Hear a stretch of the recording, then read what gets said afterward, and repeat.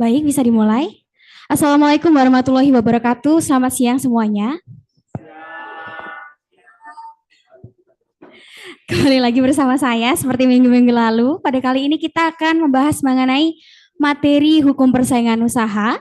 Yang mana kali ini kita bersama pembicara sekaligus pemateri hari ini, yakni beliau Bapak Romi Pradana Aryo, SE. Yang mana beliau merupakan Ketua Bidang Kajian dan Advokasi dari Kanwil 4 KPPU. Ya, inilah beliau ya.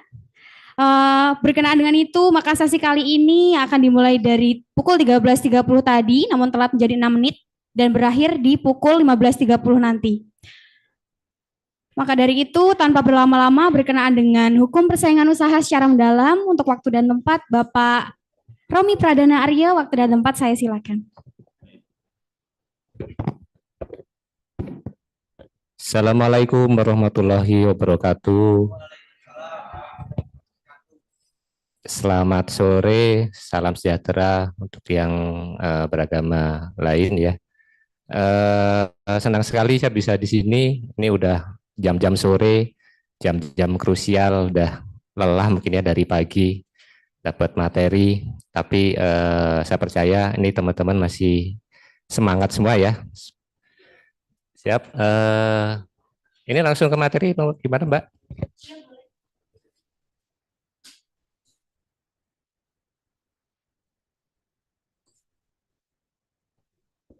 Saya boleh turun aja ya, biar akrab. Baik, pertama-tama baik yang di sini atau juga yang di online, apa sudah ada yang pernah tahu KPPU sebelumnya? Sini, saudara-saudara atau saudari, ada yang pernah tahu? Atau baru sekarang ya tahu KPPU? Baru ini ya Pak ya. Tapi kalau kasus persaingan usaha, apa pernah dengar sebelumnya? Terkait kasus apa misalnya?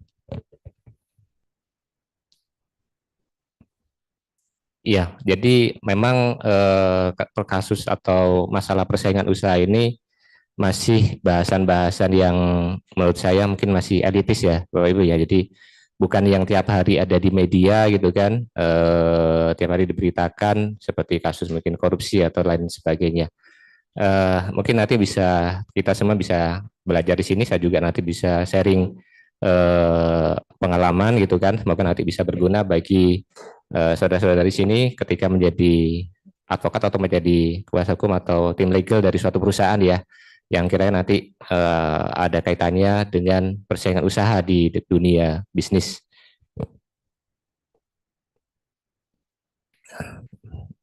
Kalau di surat memang ininya pointernya ada sangat banyak ya. Akan saya coba usahakan bisa mencakup semuanya dalam 2 jam ini. Next. Nah, ini kita kalau ke persaingan usaha itu katakan jadi ada kaitannya sama pasar ya. Pasar itu tentu saja ada kaitannya dengan supply demand, kemudian ada kaitannya dengan pelaku usaha, badan usaha, kemudian ada kaitannya juga dengan konsumen ya. Jadi persaingan usaha di sini adalah bagaimana badan usaha itu nanti ketika dia berstrategi akan memberikan dampak kepada badan usaha lain, pelaku usaha lain. Kemudian selain memberikan dampak kepada pelaku usaha lain juga dia akan memberikan dampak kepada masyarakat sebagai konsumen ya tentu saja, sehingga dampak negatif yang ditimbulkan dari strategi pelaku usaha ini itu sebisa mungkin diminimalisir dan diatur oleh Undang-Undang 5 tahun 99 tentang larangan praktek monopoli dan persaingan usaha tidak sehat, sehingga yang dilakukan pelaku usaha di dalam pasar, di dalam perekonomian itu tidak memberikan dampak negatif pada pelaku usaha lain atau kepada masyarakat, kepada konsumen.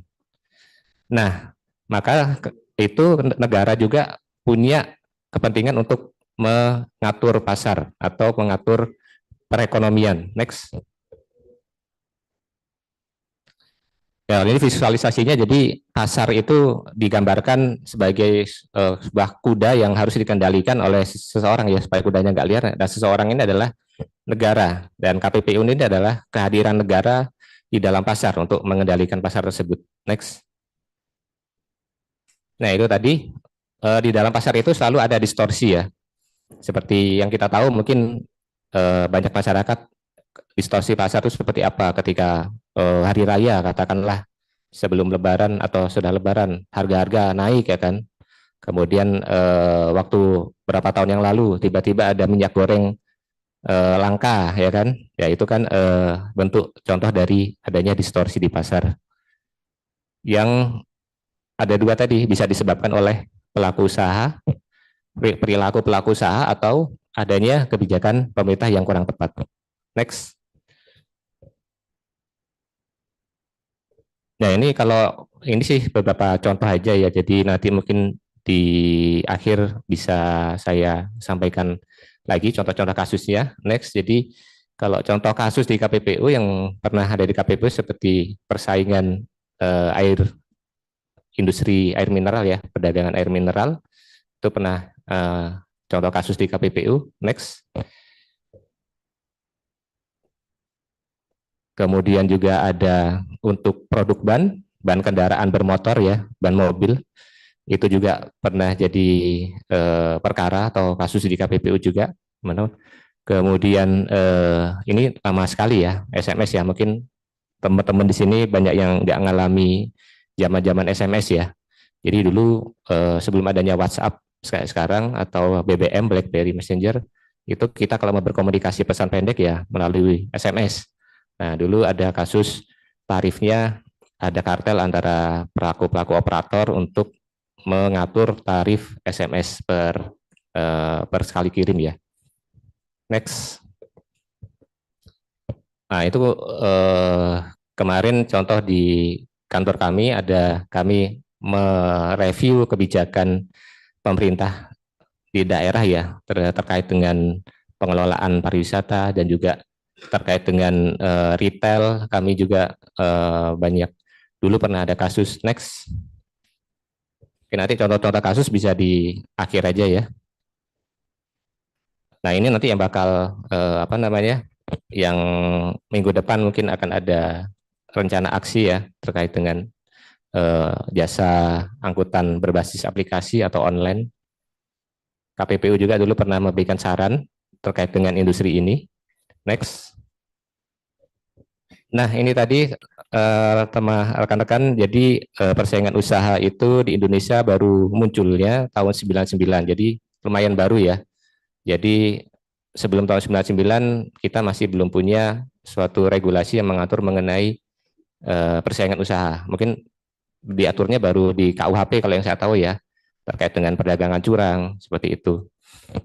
Nah, ini memang lahir karena amanat reformasi, karena reformasi kan salah satunya adalah reformasi ekonomi ya tahun 98, sehingga tahun 99 lahirlah Undang-Undang Nomor 5 tahun 95 tentang larangan praktek monopoli dan persaingan usaha tidak sehat, di mana di undang-undang itu ada sekitar 24 pasal larangan ya. Jadi pelaku usaha dilarang A, dilarang B, dilarang C, itu rekan-rekan bisa baca undang-undangnya, bisa di-download di internet atau di websitenya KPPU, itu ada undang-undangnya, bisa di-download. Jadi dari pasal 4 sampai pasal 29 kalau nggak salah itu yang mengatur pelaku usaha ini nggak boleh apa saja gitu kan yang dilarang. Yang pada intinya sih mereka nggak boleh berkartel ya. Kartel itu ada banyak bentuknya. Jadi seperti bersekongkol untuk mengatur produksi, bersekongkol untuk menetapkan harga, kemudian menghambat pelaku usaha lain, kemudian apa namanya, melakukan praktek monopoli dan lain sebagainya. Tuh. Dan di Undang-Undang 5 atau 99 di situ dijabarkan kewenangan KPPU, rekan-rekan. Jadi pada intinya kewenangan KPPU itu ada dua yang utama ya. Yang pertama itu melakukan penegakan hukum. Yang kedua memberikan saran kepada pemerintah. Jadi kalau melakukan penegakan hukum itu KPPU akan melakukan penindakan jika ada dugaan pelanggaran terhadap Undang-Undang 5 tahun 99. Kemudian kalau menyampaikan saran kepada pemerintah itu ada kaitannya dengan kebijakan itu tadi. Jadi jika ada kebijakan yang kurang pas untuk persaingan yang sehat di suatu sektor usaha, maka KPPU akan memberikan saran baik kepada presiden atau kepada menteri atau kepada gubernur dan sebagainya. terkait dengan kebijakan yang ada.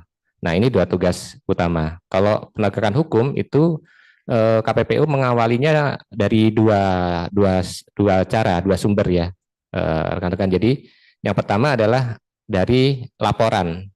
Jadi KPPU akan menangani laporan yang disampaikan oleh masyarakat kepada KPPU terkait dengan dugaan pelanggaran Undang-Undang Nomor 5 Tahun 99. Jadi setiap orang bisa melaporkan adanya dugaan persaingan usaha kepada KPPU. Maka berdasarkan laporan itu KPPU akan menindaklanjuti sebagai sumber perkara. Yang kedua, KPPU bisa memulai sendiri tanpa harus ada laporan dari masyarakat. Jadi kalau KPPU itu mengetahui adanya suatu dugaan pelanggaran, maka KPPU bisa melakukan inisiatif. Nah, inisiatif ini sumbernya ada banyak. Jadi bisa dari laporan yang nggak lengkap atau dari sumber kajian internalnya KPPU atau sumber kajiannya eksternal KPPU, kemudian dari informasi berita, pemberitaan di media atau sumber-sumber lain yang bisa menjadi inisiatif sumber inisiatif dari KPPU. Jadi itulah perkara di KPPU ada dua jenis ya asalnya, laporan atau inisiatif. Dan nanti misalnya rekan-rekan di sini ketika menjadi tim legal di suatu perusahaan atau menjadi kuasa hukum, misalnya merasa dizolimi gitu ya oleh pelaku usaha lain gitu kan, ya mau gue tinggal bikin laporan ke KPPU. Nah, laporan itu cukup simpel aja sebetulnya, ditujukan kepada ketua KPPU gitu kan, secara tertulis, kemudian ada identitas pelapor yang lengkap, identitasnya, nama, alamat, nomor telepon seperti itu ya. Kemudian identitas terlapornya, siapa yang dilaporkan, identitas terlapornya, misal PTA, PTX gitu kan, alamat di mana tempatnya. Kemudian kronologinya diceritakan, jadi kronologi persaingan usahanya apa, kronologinya diceritakan secara runtut. Kemudian dugaan pasal, jadi ada dari pasal 4 sampai pasal 29 itu di Undang-Undang 5 kira-kira pasal yang mana nih yang dilanggar gitu kan, ada pasal yang dilanggar disebutkan. Kemudian kalau bisa ada paling enggak satu alat bukti yang dilampirkan ya, bisa melampirkan satu alat bukti di dalam laporannya. Kemudian setelah itu dilampiri dengan kopi identitas pelapor, ditanda tangan. Nah itu cukup, sebenarnya bisa dikirim fisik ke kantor atau juga bisa melalui elektronik ya, surat elektronik dikirim ke pengaduan KPPU melalui email juga bisa teman-teman. Jadi nanti setiap laporan itu akan diterima oleh KPPU dan akan ditindaklanjuti. Nah, kemudian ada tambahan lagi pengendalian merger. Kalau pengendalian merger ini ada kaitannya dengan pasal 2728 ya, terkait dengan akuisisi. Kenapa akuisisi atau merger pelaku usaha perusahaan ini juga menjadi objek di Undang-Undang 5 tahun 99. Karena gini, gampangannya ya. Ketika suatu perusahaan itu punya modal yang besar gitu kan, lebih mudah mana nih? Apakah dia misalnya mendirikan perusahaan baru, merintis, atau lebih enak mengakuisisi perusahaan yang sudah eksis? Kalau perusahaan yang punya modal ya, tentu saja menguasai akuisisi perusahaan yang sudah eksis kan, udah akuisisi udah eksis, tinggal jalankan aja gitu kan. Misalnya saya ketika menjadi suatu pelaku usaha di suatu industri katakanlah ya, mungkin di industri komunikasi misalnya atau industri mineral gitu kan. Ketika saya ingin menguasai pasar tanpa harus bersusah payah berkompetisi, caranya untuk menguasai pasar mudah ya, tinggal merger aja atau akuisisi dengan pelaku usaha yang sama yang sejenis gitu kan. Misalnya saya ketika menjadi pedagang tahu katakanlah di kawasan ini ya kan, kawasan ini. Kemudian ada pesaing saya, Bapak ini kan, pada tahu. Lah, cara saya untuk bisa menguasai, nggak perlu lagi bersaing, ya perusahaan Bapak ini ya saya belilah, saya akuisisi.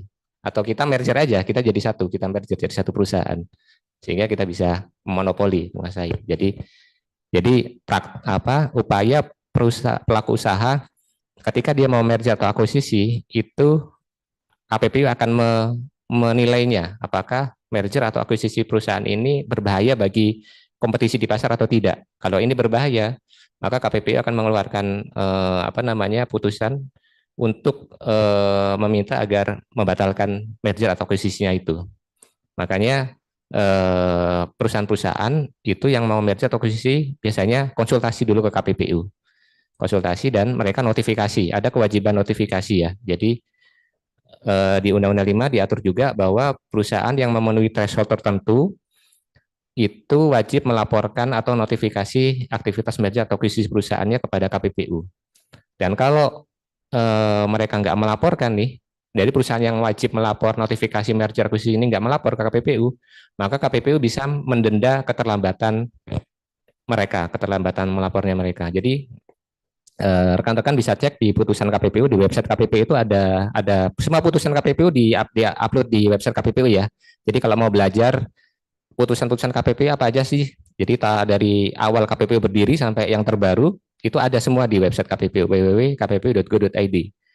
Ada di situ di salah satu barnya di penindakan pengawasan nanti ada putusan di situ, semua list putusan itu ada. Jadi banyak putusan KPPU terkait dengan keterlambatan notifikasi merger akuisisi. Jadi kadang apa namanya, direksi perusahaan atau kuasa hukumnya apa legalnya perusahaan itu banyak yang nggak paham bahwa ketika mereka akuisisi atau merger dengan perusahaan lain, ini ada kewajiban untuk notifikasi ke KPPU. Jadi yang wajib itu adalah notifikasi merger atau akuisisi yang memenuhi tes tertentu ya.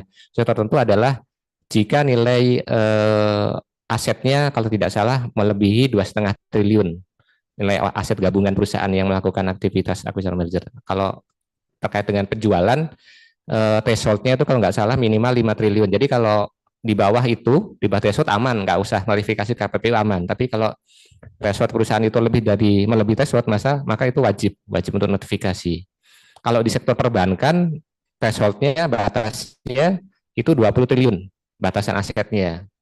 Jumlah aset antara perusahaan yang akuisisi merger itu. Jadi ini kewenangan di sektor pengendalian merger. Kemudian kita diberikan kewenangan tambahan untuk melakukan pengawasan kemitraan. Kalau yang 3 kewenangan lain itu berada di Undang-Undang 5 tahun 99 tentang larangan praktek monopoli dan persaingan usaha tidak sehat. Kalau yang pengawasan kemitraan itu di Undang-Undang nomor 20 tahun 2008 tentang usaha kecil menengah.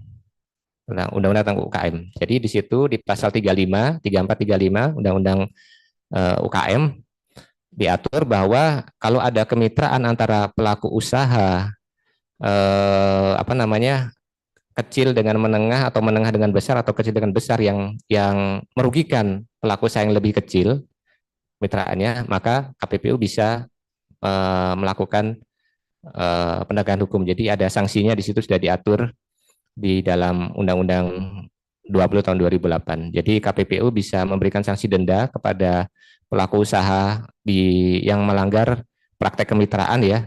Sanksinya bisa sampai 5 miliar untuk usaha menengah atau 10 miliar untuk usaha besar. Nah, ada perbedaan antara kasus nanti KPPU ada di kasusnya Undang-Undang 5 tahun 1999 dengan kasus kemitraan. Kalau di Undang-Undang 5 tahun 1999 putusan KPPU itu masih bisa keberatan ke pengadilan negeri ya. Tapi kalau di kalau di kasus kemitraan, putusan KPPU ini sudah final ya. Di KPPU tidak ada upaya keberatan. Jadi kemarin sempat ada contoh kasus, jadi ada satu perusahaan yang dihukum oleh KPPU kasus kemitraan ya. Terus dia mencoba untuk keberatan gitu kan. Ditolak oleh kalau nggak salah oleh MA ya, nanti coba dicek lagi teman-teman. Itu udah ada pernah kemarin coba. Next. Nah, penanganan perkara persaingan usaha ini sangat penting ya bagi teman-teman nanti mungkin ketika mendampingi direksi satu perusahaan ketika diperiksa oleh KPPU ya kan, atau ketika ingin apa namanya, atau ketika menjadi kuasa hukum di perusahaan. Bagaimana sih penanganan perkara di KPPU? Nah, ini bisa peraturan terkaitnya. Ini kalau di Undang-Undang 5 nanti ada turunannya itu kita KPPU membuat peraturan ya, peraturan turunannya tulisnya. Nah, ini kadang apa berdasarkan kebutuhan bisa berganti ininya peraturannya. Cuman yang terbaru sekarang adalah peraturan KPPU nomor 2 tahun 2023 tentang tata cara penanganan perkara praktek monopoli dan persaingan usaha tidak sehat. Itu bisa di-download juga di website KPPU, di menu regulasi itu bisa di-download ya, peraturan KPPU. Peraturan KPPU-nya bisa di-download untuk dipelajari. Next. Nah, yang tadi sudah saya ceritakan ya. Jadi ada dua sumber utama, rekan-rekan. Yang pertama laporan, yang kedua inisiatif KPPU, yang kemudian menjadi sumber untuk dilakukannya dimulainya perkara persaingan usaha oleh KPPU. Lanjut.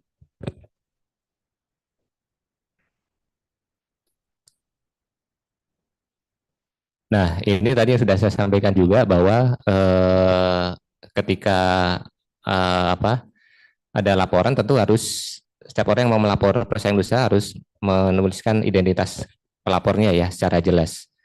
Secara administratif itu harus ada pelaporan dan nggak usah takut bagi orang atau pelaku usaha yang mau melapor ke KPPU karena identitas dari pelapor itu oleh KPPU dirahasiakan. Jadi KPPU nggak akan membuka siapa yang melaporkan itu kecuali pelapornya sendiri yang membuka identitasnya ya bahwa ada kalanya pelapor yang ngaku gitu kan ke ini memang saya yang melaporkan ke KPPU ada kala juga itu.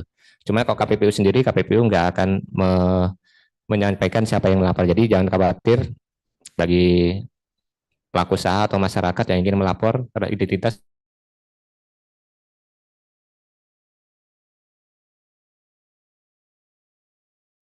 atau pelaku usaha yang merasa dirugikan ya oleh pelaku usaha lain misalnya dia menjadi korban persaingan usaha tidak sehat mau melapor ke KPPU silakan apa perkaranya di KPPU karena kita sudah dibiayai oleh negara oleh APBN.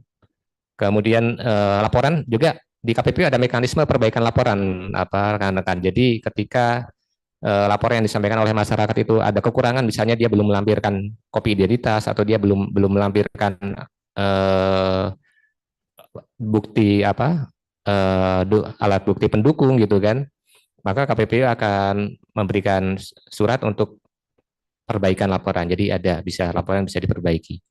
Next.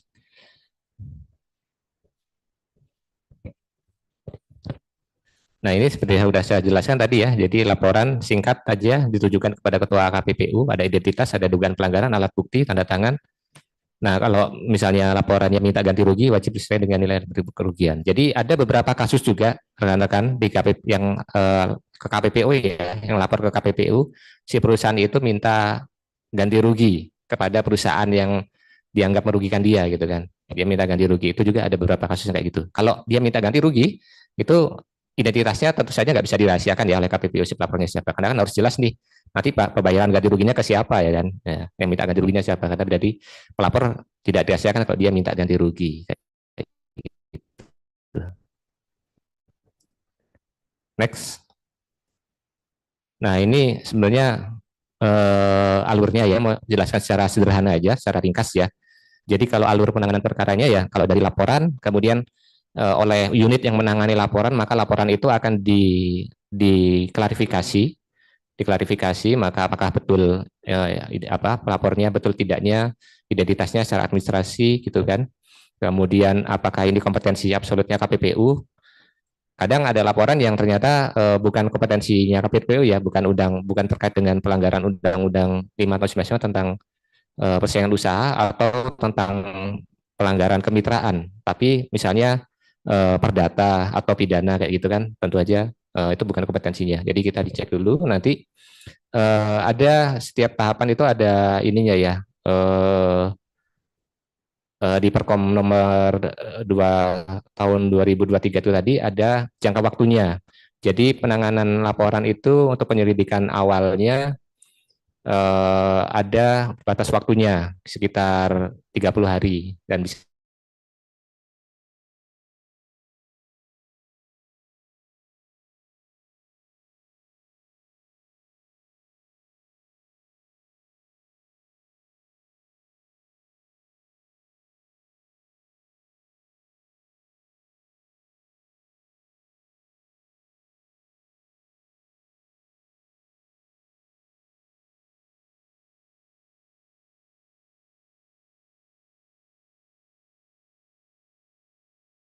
awal, kemudian masuk ke penyelidikan. Masuk ke penyelidikan, kalau misalnya ditemukan minimal 2 alat bukti, maka oleh unit yang menangani penyelidikan itu, maka penyelidikan bisa ke pemeriksaan atau sidang majelis komisi. Nah, di sidang majelis komisi nanti ada pemeriksaan pendahuluan dan juga ada pemeriksaan lanjutan untuk kemudian dilakukan musyawarah majelis komisi yang nanti akan diputus apakah dugaannya itu terbukti atau tidak. Itu. Sama kalau inisiatif juga sama. Jadi kalau dari inisiatif ya sumbernya dari apa, apakah dari kajian atau dari apa, kemudian nanti dilakukan penyelidikan awal inisiatif, kemudian lanjut ke penyelidikan, kemudian tadi saya kelupaan ya, dari penyelidikan pemberkasan dulu. Jadi dari unit kerja yang menangani penyelidikan nanti akan ke pemberkasan, ke unit kerja yang menangani pemberkasan. Nah, pemberkasan itu baru ke pemeriksaan atau sidang majelis komisi. Jadi sidang majelis komisi itu bentuknya mirip seperti sidang pada umumnya, rekan-rekan. Jadi ada hakim, majelis hakimnya, kemudian ada pihak terlapornya, kemudian ada pihak investigator KPPU-nya, kemudian ada pihak yang diperiksa apakah saksi atau ahli yang diperiksanya nanti. Jadi kalau investigator KPPU nanti sifatnya seperti jaksa ya kalau di pengadilan, jadi yang akan menuntutnya. Nah, siapa yang menjadi majelis untuk di pemeriksaan atau di sidangnya KPPU itu adalah tiga orang diambil dari KPPU. Saat ini anggota itu ada masa kerja 5 tahun. Sekarang masih periodenya 24 sampai 2029. Di komisioner KPP ya, namanya diangkat oleh negara ya, jadi biasa negara atau pemerintah akan kesempatan bagi yang punya puan menjadi anggota KPU. Nah, kita misalnya ya juga di DPI juga, dan juga di DPR baru diusul dan ke presiden. Siapa tahu ya dari rekan-rekan yang di sini di pegawai KPU dalam membantu komisioner dalam bekerja di roda organisasi KPPU itu ada dibantu oleh sekretariat jenderal. Nah, sekretariatnya kan ada pegawai sekretariatnya. Nah, saya ini saya adalah pegawai sekretariatnya KPPU. Jadi seperti saya juga berfungsi sebagai investigator juga gitu. Jadi kalau ada laporan atau ada kasus, ada penyelidikan, saya bisa menjadi investigatornya, rekan-rekan seperti itu. Nah, di KPPU sendiri ada ini ya, jadi pegawai sekretariat juga punya peluang yang sama jika kami nanti ingin menjadi komisioner juga bisa mengikuti seleksi tersebut. Jadi sudah ada beberapa komisioner yang tadinya merupakan pegawai sekretariat KPPU. Next. Nah, ini peraturan terbaru ya, peraturan KPPU nomor 2 tahun 2023, mungkin bisa nanti dibaca, ada sangat banyak di dalamnya detail. Jadi bagaimana acara hukum persaingan usaha itu di situ di Perkom nomor 2 tahun 2003 itu ada detail di situ. Nah, ada alat buktinya, alat bukti yang digunakan di KPPU apa aja di situ. Ada di Perkomnya ada 5 ya kalau nggak salah, ada keterangan saksi, kemudian surat atau dokumen, ada keterangan ahli, ada petunjuk, ada keterangan pelaku usaha. Kemudian ada beberapa peraturan KPU nomor 2 tahun 2003 ada beberapa terobosan ya yang sebelumnya belum ada di KPPU. Salah satu terobosannya adalah penggunaan istilah penyelidikan awal dan penyelidikan. Jadi kalau sebelumnya itu nggak ada penyelidikan awal, kita mengenalnya dulunya klarifikasi laporan. Jadi kalau ada laporan kita klarifikasi.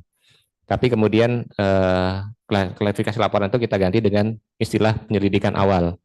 Kemudian ada pemeriksaan cepat juga. Jadi supaya nggak bertele-tele kalau ada kasus perusahaan tersebut misalnya ngakui, iya saya memang melanggar. Jadi biar nggak usah bertele-tele, sidangnya bisa masuk ke pemeriksaan cepat. Yang sebelumnya nggak ada pemeriksaan cepat. Kemudian ada perubahan perilaku. Jadi sebelumnya juga nggak ada aturan mengenai perubahan perilaku ya. Jadi di Perkom ini ada terobosan kita memasukkan perubahan perilaku. Jadi perubahan perilaku itu bisa diajukan pelaku usaha yang diperiksa oleh KPPU mulai dari level penyelidikan ya. Jadi di tahap penyelidikan ketika perusahaan itu atau pelaku usaha itu diselidiki oleh KPPU, dia bisa mengajukan perubahan perilaku. Berarti kalau dia mengajukan perubahan perilaku berarti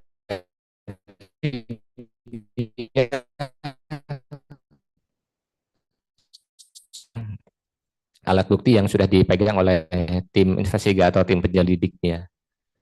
Ya, perubahan perilaku itu selain diajukan di penyelidikan juga bisa diajukan di proses pemeriksaan pendahuluan. Jadi ketika sidang pertama, ketika pembacaan dugaan pelanggaran undang-undang oleh investigator, kemudian si terlapornya, pelaku usaha yang menjadi terlapor bisa mengajukan perubahan perilaku. Berarti otomatis dia berarti mengakui apa dugaan dari pelanggaran undang-undang yang dibacakan oleh investigator KPPU. Kemudian ada juga mengatur hal baru kerahasiaan data informasi pada proses pemeriksaan maupun salinan putusan komisi. Karena kalau di persidangan usaha kan banyak data-data yang bersifat rahasia, sehingga pelaku usaha ketika berpihak KPPU bisa meminta untuk dirahasiakan data tersebut, misalnya mungkin data terkait dengan teknologinya atau data terkait dengan konsumennya atau data terkait dengan mitranya yang mungkin bisa itu minta. Next. Nah, ruang lingkupnya apa? Ruang lingkupnya Peraturan KPPU nomor 2 tahun 2003. Jadi ada mengatur alat bukti, pemanggilan, juru bahasa, kuasa hukum, kemudian sumber perkara, kemudian mengatur mengenai proses di penyelidikan awal, mengatur mengenai proses di penyelidikan, kemudian mengatur proses di sidang majelis komisi, kemudian mengatur mengenai pemeriksaan cepat, perubahan perilaku, kerahasiaan data informasi, dan putusan komisi. Jadi putusan komisi itu amar putusannya itu ya biasanya terbukti atau tidak terbukti kan begitu kan ya. Kalau tidak terbukti kan berarti tidak ada sanksi yang diberikan. Kalau terbukti berarti apa sanksinya? Sanksinya bisa perintah ya. Jadi kalau di Undang-Undang 5 tahun 9 teman-teman kalau bisa baca, KPPU bisa memerintahkan untuk pelaku usaha untuk misalnya perjanjian pelaku usaha dengan perjanjian pelaku usaha lain itu menimbulkan persaingan usaha sehat, maka KPPU bisa memerintahkan untuk membatalkan perjanjian yang membuat persaingan usaha sehat atau perintah menghentikan kegiatan pelaku usaha yang melanggar, atau perintah kepada pelaku usaha untuk menghentikan kegiatan posisi dominannya atau penyalahgunaan kesudahannya misalnya. Nah, selain perintah kepada pelaku usaha untuk menghentikan kegiatan yang melanggar persaingan usaha, maka majelis komisi juga bisa memutus memberikan sanksi denda administratif, denda persaingan usaha ya. Denda persaingan usaha ini yang umum diberikan untuk memberikan efek jera kepada pelaku usaha yang melanggar. Namun tentu KPPU dalam memberikan sanksi denda ini juga mempertimbangkan kepentingan dari pelaku usaha itu juga, agar jangan sampai putusan dari KPPU itu malah dendanya bisa membuat pelaku usaha tersebut mati atau bangkrut ya, mati. Jadi tetap kita juga memperhatikan kelangsungan dari pelaku usaha tersebut. Jadi ketika menetapkan denda ada beberapa poin ya. Salah satunya yang menjadi pertimbangan ya itu tadi kemampuan keuangan perusahaan itu menjadi poin untuk KPPU mempertimbangkan besaran dendanya. Kemudian apakah dia sering melanggar? Kalau sering melanggar ya berarti denda bisa semakin berat. Tapi kalau baru pertama dia nggak pernah melanggar, maka itu bisa menjadi meringankan dendanya. Berapa denda yang bisa diberikan oleh KPPU? Mungkin ada yang tahu? Denda yang bisa diberikan minimal 1 miliar. Kalau di Undang-Undang 509 sebetulnya maksimalnya cuma 25 miliar maksimal ya denda. 1 miliar sampai 25 miliar. Tapi prakteknya pernah putusan KPPU memberikan sanksi tidak sampai 1 miliar, jadi di bawah.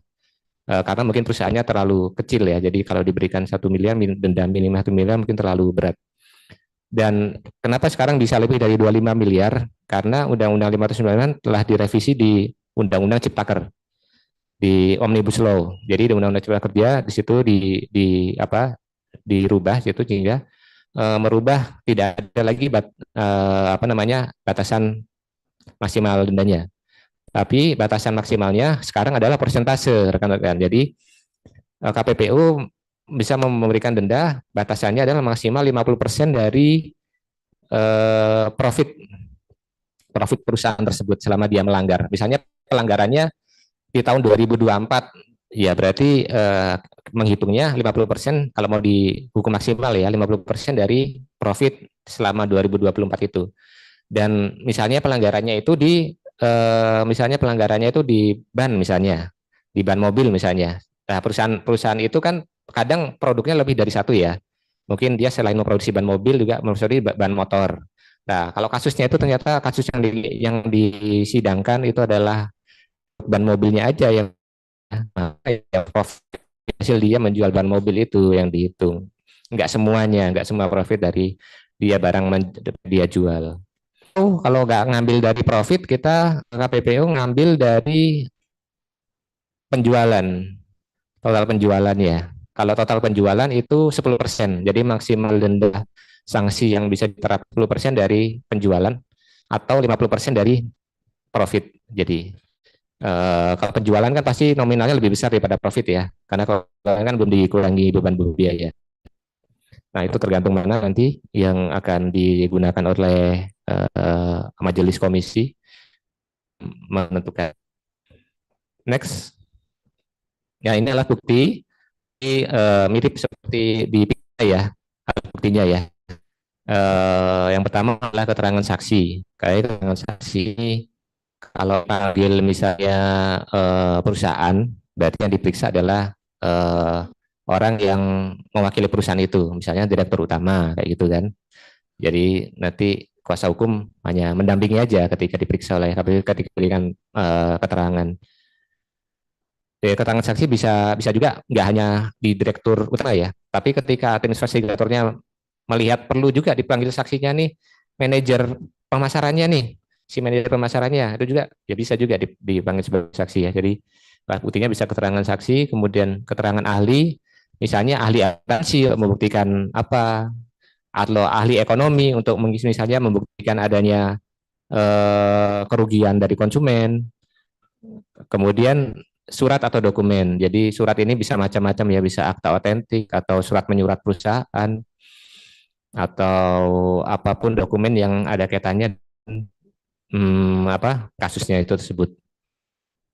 Kemudian nah, itu apa ya, hal-hal yang bisa dikait-kaitkan untuk membuktikan misalnya ada pertemuan misalnya itu satu petunjuk, ada komunikasi A dengan perusahaan B misalkan katakanlah, itu bisa jadi petunjuk juga, atau analisis eh, analisis pasar misalnya oleh ahli ekonomi, ada analisis pasar yang menunjukkan adanya kaitan harga misalnya. Jadi kan ada analisis juga, contoh di misal di kartel suatu produk misalnya, di kartel obat atau di kartel minyak goreng ya, kartel atau kartel yang lain, kan ada suatu petunjuk nih, harga itu bergerak dalam dalam ini yang sama, kurva yang sama. Jadi satu perusahaan misalnya sekarang naik nih, nanti nggak lama kemudian diikuti perusahaan lain. Jadi ada nanti kalau satu perusahaan turun harganya, perusahaan lain juga turun. Jadi ada analisis yang untuk ekonomi ini melihat ada petunjuk nih, bahwa petunjuk ini berarti ada kesesuaian nih antara pelaku usaha di suatu pasar ini, dia bergerak dalam arah yang sama nih, berarti arah yang sama berarti kan ada koordinasi ya, ada koordinator ya, ada pengaturan nih, karena kan nggak mungkin bisa sama ya. Mungkin teman-teman bisa perhatikan juga ya, kan bisa perhatikan nih di pasar kita nih, kalau ada satu usaha yang naikkan, pasti nggak akan lama kemudian pasti harga-harga yang yang oleh produk-produk yang oleh pelaku-pelaku usaha lain juga pasti nggak akan lama akan ikut naik juga, gitu kan? Contohnya ya yang naik tahunan, tiap tahun naik, tiap tahunannya naik ya. banyak kan tiap tahunannya harga-harga barang itu naik. Ya bukan berarti itu mereka berkartel, cuman itu menjadi indikasi awal kan kayak gitu kan. Memang perlu diselidiki lebih lanjut apakah memang ini kenaikan harga yang bersamaan oleh pelaku usaha itu memang karena adanya koordinasi atau memang karena adanya bahan bahan baku yang lain gitu kan. Kalau mau saya beri contoh aja misalnya di sektor otomotif kan, biasanya kenaikan harga itu apa di awal tahun ya. Awal tahun nih, misalnya produk mobil A gitu kan, harganya naik. Ini nggak lama kemudian produk-produk mobil B, C, D naik juga kan gitu. Contoh aja ya. Tapi itu apa eh, ini indikasi atau kemudian ini apa namanya ketika eh, harga contoh ya harga harga dunia minyak mentah gitu kan. BBM kita itu produksi kita sendiri atau impor? Betul. Sebagian besar impor ya. Berarti kalau impor itu harganya tergantung dari harga internasional, harga impornya kita kan. Harga impor kita. Nah, kalau harga impor, harga minyak mentah di dunia itu naik, maka asumsinya adalah harga bahan bakar kita akan naik ya kan.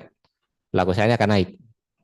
Tapi kalau setelah harganya naik, kemudian harga minyak mentahnya turun, asumsinya berarti harusnya harga BBM kita turun ya. Tapi pernah ada contoh kasus juga kalau di googling kan harga minyak mentah turun tapi harga BBM di dalam negeri kita nggak langsung turun, ya kan? Dan mungkin beberapa perusahaan di bidang BBM sama-sama nggak turun juga, bisa jadi. Nah, kayak ini contoh-contoh aja teman-teman. Next. Nah, ini pemanggilannya tentu harusnya patut ya. Jadi ada format panggilannya, format surat panggilan oleh KPPU bisa dicek di Perkom ini di lampirannya ada format panggilannya. Dan yang patut itu adalah minimal 3 hari sudah harus diterima ya.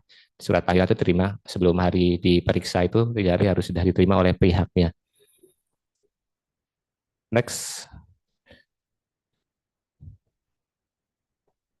Ya, ini lanjut aja. Tadi sudah dijelaskan sumber perkara, penyelidikan awal. Nah, jadi penyelidikan awal itu dilaksanakan oleh unit kerja yang menangani klarifikasi laporan. Jadi paling lama 30 hari dan dapat diperpanjang 30 hari lagi. Lanjut. Kemudian penyelidikan. Nah, di tahap penyelidikan ini, tim penyelidik ini atau tim investigator KPPU ini akan memanggil berbagai pihak di dalam satu perkara ya untuk mendapatkan itu tadi minimal 2 dari 5 alat bukti yang ada keterangan saksi, keterangan ahli, dokumen dan lain-lainnya. Jadi itulah tugas dari investigator KPPU di dalam proses penyidikan ini untuk memperoleh itu. Jadi kalau memang nanti misalnya rekan-rekan nanti di perusahaan didapatkan panggilan dari KPPU, ya cukup tinggal dihadiri aja di apa namanya proses penanganan perkara di KPPU juga sekarang sudah mulai menggunakan media elektronik ya. Jadi proses pemeriksaan itu dalam proses penyelidikan maupun di proses pemeriksaan itu juga sudah mulai menggunakan metode online juga. Jadi diperiksanya secara online. Ya kalau dulu kan harus datang langsung ya. Jadi kalau sekarang di kami pemeriksaannya bisa diundangnya melalui apa online juga, bisa melalui sarana Zoom atau sarana yang lain. Begitupun sidangnya juga, pemeriksaannya juga ada pihak misalnya yang diperiksa saksi juga bisa diperiksa secara online juga. Nah, setelah penyelidikan selesai, maka tim penyelidik KPPU-nya akan melakukan pemberkasan ke unit kerja yang menangani pemberkasan untuk menilai layak atau tidak laporan hasil penyelidikannya, layak atau tidak untuk dilanjutkan ke proses pemeriksaan pendahuluan ya. Kalau misalnya masih kurang, maka tim pemberkasannya, unit pemberkasannya akan mengembalikan intinya apa namanya berkas penyidikannya ke tim untuk dilakukan perbaikan dan kemudian oleh tim penyidikannya akan diperbaiki dan kemudian diajukan lagi ke unit pemberkasan. Nah, di sidang majelisnya, sidang majelis komisi di pemeriksaan pendahuluan atau pemeriksaan lanjutan itu terdiri dari satu orang ketua majelis komisi yang merangkap anggota majelis komisi dan dua orang anggota majelis komisi. Jadi minimal ada tiga ya. Kemudian sebelumnya Pak, kemudian majelis komisi dibantu oleh panitera. Jadi di KPPU juga ada paniteranya ya, unit paniteranya juga untuk di proses pemeriksaan ini, di proses persidangannya ini. Sidang majelis komisi pemeriksaan pendahuluan dilakukan dalam jangka waktu paling lama 30 hari. Nah, kalau ada pengakuan semua terlapornya, pengakuan dari terlapor, maka pemeriksaan bisa dilanjutkan dengan prosedur pemeriksaan cepat. Next. Kemudian setelah pemeriksaan pendahuluan, jadi kalau di pemeriksaan pendahuluan itu agendanya itu cuman apa dua aja biasanya, pembacaan laporan dugaan pelanggaran oleh investigator, kemudian pemeriksaan alat bukti ya, alat bukti, kemudian pihak lapornya menyampaikan tanggapan. LDP melaporkan dugaan pelanggarannya, kalau di pidana berarti pemeriksaan lanjutan. Nah, kalau pemeriksaan cepat ini dilakukan oleh majelis komisi melaksanakan penanganan perkara dalam pemeriksaan tahap pemeriksaan lanjutan. Jadi pendahuluan dan langsung prosesnya diputus ya. Jadi cepat. Pemeriksaan pendahulunya 30 hari, musyawarah komisinya sampai dengan putusnya 30 hari. Next. Nah, perubahan tadi saya ceritakan bahwa ada revolusi ya, perubahan baru nih di proses penanganan perkara KPU, ada perubahan perilaku ini diberikan kepada pelapor, kepada pelaku usaha di tahap penyelidikan atau di tahap pemeriksaan. Perubahan perilaku ada pengecualian ya, jadi perubahan perilaku itu nggak bisa diberikan KPPU untuk pada pasal 2 pasal 29. Jadi kalau pasal 5 itu kalau nggak salah penetapan harga di pelaku usaha bersama dengan pelaku usaha lain menetapkan harga suatu barang atau jasa. Kalau pasal 9 ini kalau nggak salah apa ya saya lupa ya. Pasal 11 monopoli ya. Pasal 22 ini persekongkolan tender. Kalau pasal 29 keterlambatan notifikasi kalau nggak salah. Permohonan perubahan perilaku pada tahap penyidikan diajukan secara tertulis kepada Ketua KPPU. Jadi selain 5 pasal ini bisa dimintakan perilaku dilakukan salah beberapa lapor. Jadi kadang kasus KPP itu telapornya nggak hanya satu pelaku usaha ya. Jadi kadang dalam satu kasus ada lapornya ada 2, 3.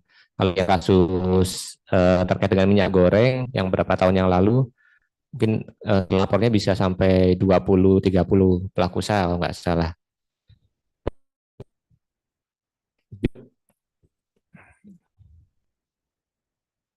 Nah, ini sama perubahan perilakunya, tapi ini yang di tahap pemeriksaan pendahuluan ya, juga diajukan terhadap selain pasal 5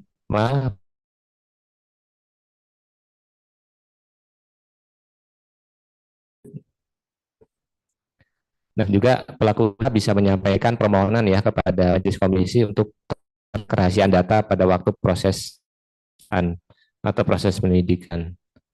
Tidak diperlihatkan dalam proses pemeriksaan maupun dicantumkan di dalam salinan putusan komisi. Jadi kalau dibaca putusan ada data yang apa namanya kosong, data pelaku usaha itu kosong kan ya, itu dengan itu tadi rahasia data antar informasi. Nah, musyawarah majelis komisi itu setelah pemeriksaan itu ada majelis musyawarah dilakukan menilai, menganalisis, menyimpulkan dan memutuskan perkara berdasarkan bukti yang cukup dan keyakinan tentang terjadi atau tidak terjadinya pelanggaran undang-undang. musyawarah majelis komisi dilakukan secara tertutup. MMK tidak menjamukan komisi ditentukan dengan suara terbanyak. Jadi ada juga contoh kasus putusan itu yang ada dissenting opinionnya ada juga. Saya lupa, saya coba cek lagi yang ada perbedaan pendapat di antara majelis itu. Kemudian proses ini ada waktunya, jangka waktunya putusan komisi dibacakan paling lama 30 hari terhitung setelah berakhirnya sidang majelis pemeriksaan lanjutan. Jadi setelah berakhirnya pemeriksaan lanjutan, maka 30 hari harus sudah dibacakan paling lama 30 hari. Panitera menyampaikan petikan dan salinan putusan komisi kepada investigator dan terlapor atau kuasa hukum terlapor paling lama 14 hari kalender setelah majelis komisi membacakan putusan komisi. Kalau pihak terlapornya hadir waktu pembacaan putusan, berarti mereka punya balik kerja ya setelah pembacaan putusan itu untuk mau daftar keberatan atau tidak ke pengadilan niaga, mau keberatan atau tidak, punya waktu. Tapi kalau misalnya dia nggak hadir di dalam pembacaan putusan misalnya, berarti dihitungnya setelah mereka menerima salinan putusannya itu. Jadi misalnya besoknya panitera KPPU-nya menyerahkan salinan putusannya, berarti 14 harinya dihitung dari besoknya. Lanjut.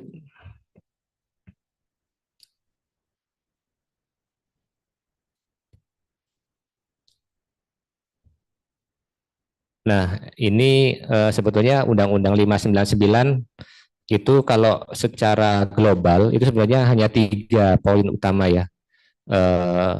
Ada kegiatan pelaku usaha, kegiatan pelaku usaha yang dilarang, terus ada perjanjian yang dilarang, perjanjian yang dilakukan oleh pelaku usaha yang dilarang, kemudian penyalahgunaan posisi dominan pelaku usaha. Jadi pelaku usaha yang punya market share atau pangsa pasar yang besar kan dia posisinya dominan. Jadi kalau dia dalam posisi dominan berarti dia nggak boleh melakukan hal-hal tertentu dengan menggunakan posisi dominan. Jadi kalau di kegiatan yang dilarang itu misalnya ketika dia posisinya perusahaan itu monopoli, dia nggak boleh melakukan praktek monopoli. Kemudian kalau dia monopsoni, dia nggak boleh melakukan praktek monopsoni yang merugikan.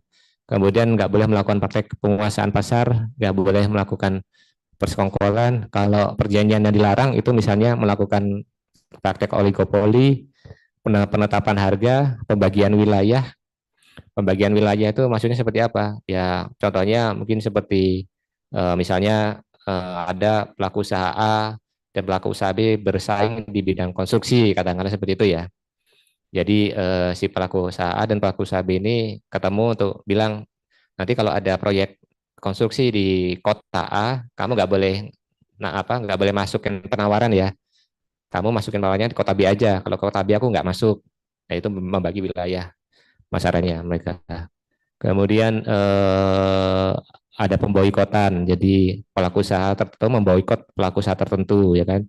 Kemudian kartel, trust, oligopsoni, insertasi vertikal, perjanjian tertutup, perjanjian dengan pihak luar negeri. Kalau integrasi vertikal itu konglomerasi ya, rekan-rekan. Jadi perjanjian integrasi vertikal itu konglomerasi. Misalnya dia menguasai, pelaku usaha ini menguasai dari hulu ke hilir. Hulu hilir itu maksudnya bisa dalam satu ini yang satu proses produksi gitu kan. Misalnya mie instan. Kalau mie instan kan dari apa? Dibuatnya dari gandum. Misalnya perusahaan yang mengolah mie instan ini, dia juga punya perusahaan pengimpor gandum. Terus di luar negeri juga punya perusahaan perkebunan gandum. Terus kemudian dia punya perusahaan lagi di bawahnya mie instan apa? Distributornya kan, punya mendirikan perusahaan distribusi. Kemudian dia juga punya perusahaan minimarket.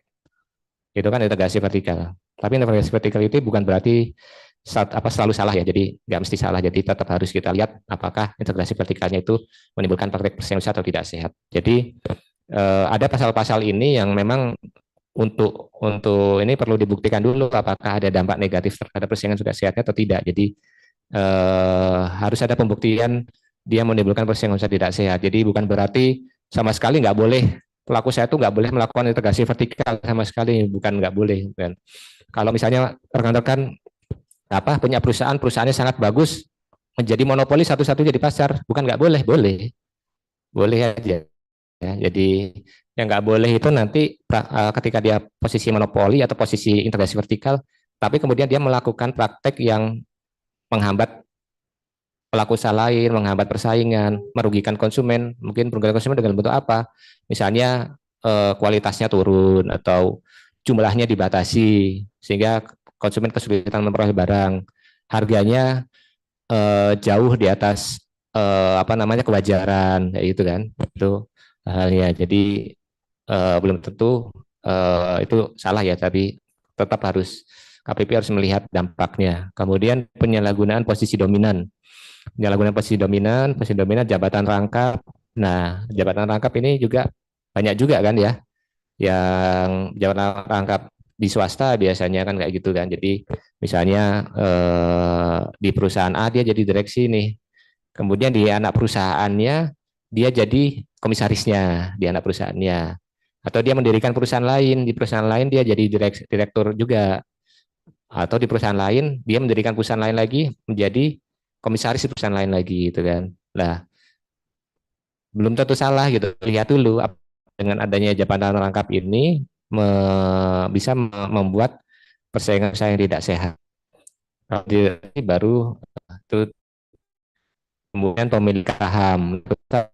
Bisa contoh ya, pemilikan saham ini yang bisa melibatkan perbedaan telekomunikasi ya, pernah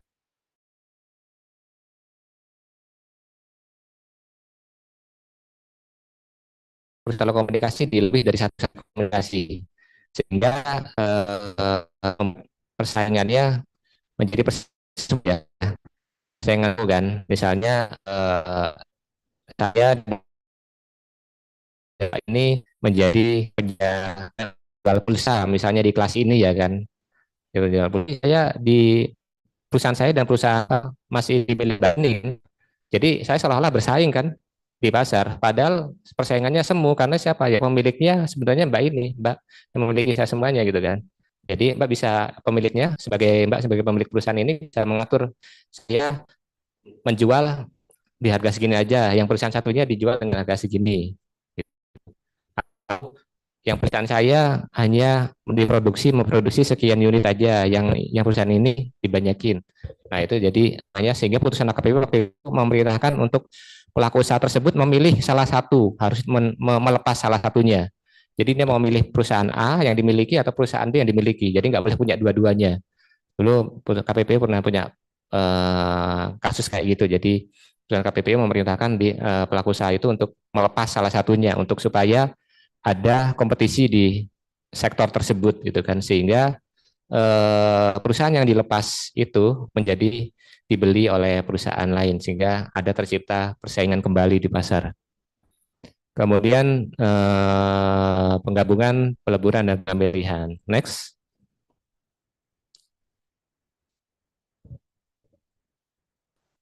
Next.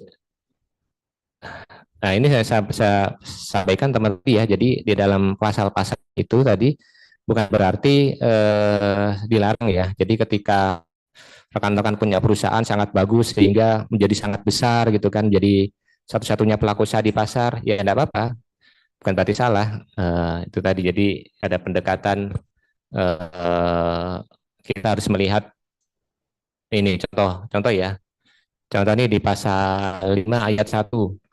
Pelaku usaha dilarang membuat perjanjian dengan pelaku usaha pesaingnya untuk menetapkan harga atas suatu barang atau jasa harus dibayar oleh konsumen atau pelanggan pada pasar bersangkutan yang sama, titik ya. Berarti kalau pelaku usaha melakukan memenuhi unsur-unsur di pasal 5 ini, berarti mau dia nggak ada dampak negatifnya terhadap atau terhadap konsumen, tetap lah. Kalau yang contoh pasal 9, pelaku usaha dilarang membuat perjanjian dengan pelaku usaha pesaingnya yang bertujuan untuk membagi wilayah pemasaran atas persaingan usaha biasa. Jadi masih ada satu ini lagi masalah yang harus bukti terjadinya monopoli dengan tidak sehat. Jadi kalau ada perjanjian kayak gini tapi menunjukkan praktek usaha tidak sehat, dari praktek bisa jadi ini apa namanya tidak mau. Nah, istilahnya pasal persis ilegal sama, jadi dalam IPU ketika membuktikan pelanggaran di pasal, maka harus ada membuktikan kalau di pasal yang ada kalimat-kalimat dapat mencegah mengakibatkan terjadinya monopoli, sehingga KPP harus membuktikan adanya praktek monopoli persaingan usaha ya, dampaknya apa harus kita sampaikan di persidangan.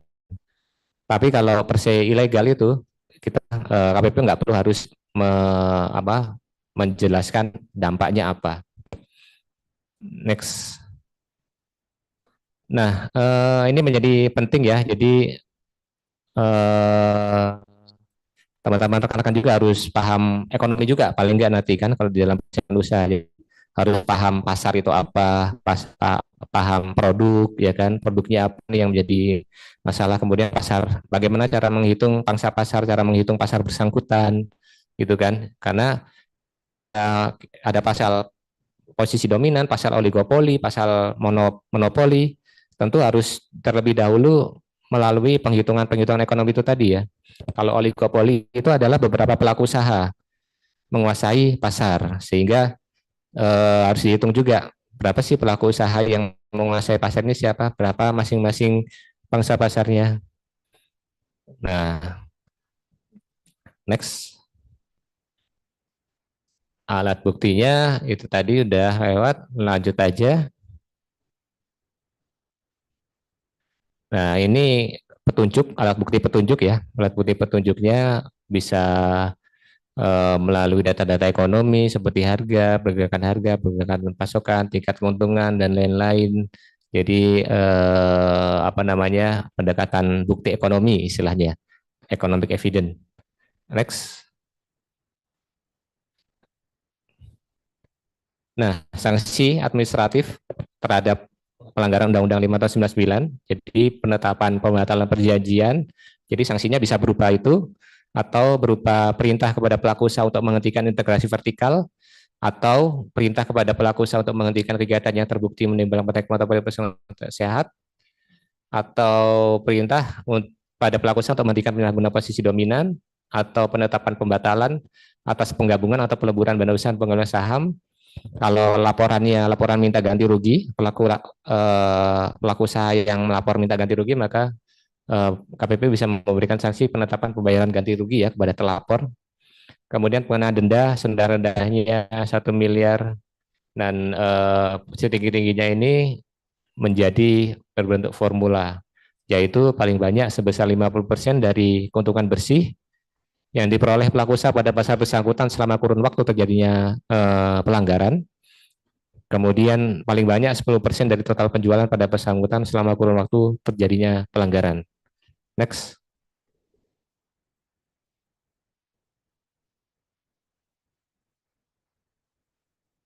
Nah, di putusan KPPU ini memang tidak memiliki irah-irah demi keadilan berdasarkan ketuhanan yang Maha Esa. Itu penetapannya pada eksekusi di pengadilan. Kemudian ada tentang duduk perkara, ada tentang hukum, kemudian ada tentang hukum, penilaian, dan analisa majelis komisi. Jadi di dalam putusan itu ada tentang hukumnya, penilaian, dan analisa majelis komisi. Di samping diktum, majelis komisi juga dimungkinkan untuk menyampaikan usulan rekomendasi. Jadi rekomendasi kepada pemerintah, saran kepada pemerintah juga bisa disampaikan di dalam putusan ya. Misalnya apa namanya, selain menghukum pelaku usaha, tapi juga di dalam putusan KPP juga mungkin bisa memberikan rekomendasi. Misalnya di putusan apa namanya persekongkolan tender, misalnya pasal 22 ya kan, KPPU itu bisa memberikan rekomendasi kepada pemerintah misalnya, atau kepada untuk memblacklist perusahaan tersebut selama berapa lama dari proses tender di pemerintah. Contoh seperti itu. Diktunya terbukti atau tidak terbukti pelanggaran dan sanksi administratif. Next. Ini contoh putusannya ya. Kan nanti bisa dibuka di website KPPU. Semua putusan kita diupload di situ, bisa dipelajari. Next. Upaya hukum atas putusan KPPU. Nah, ini peraturan-peraturan yang terkait dengan upaya hukum terhadap putusan KPPU ya. Ada Perma nomor 3 tahun 2021, tata cara pengajuan dan pemeriksaan keberatan terhadap putusan KPPU di pengadilan niaga. Ini kalau mau di-download di website KPPU ada. Kemudian peraturan KPPU nomor 2 tahun 2021. Lanjut.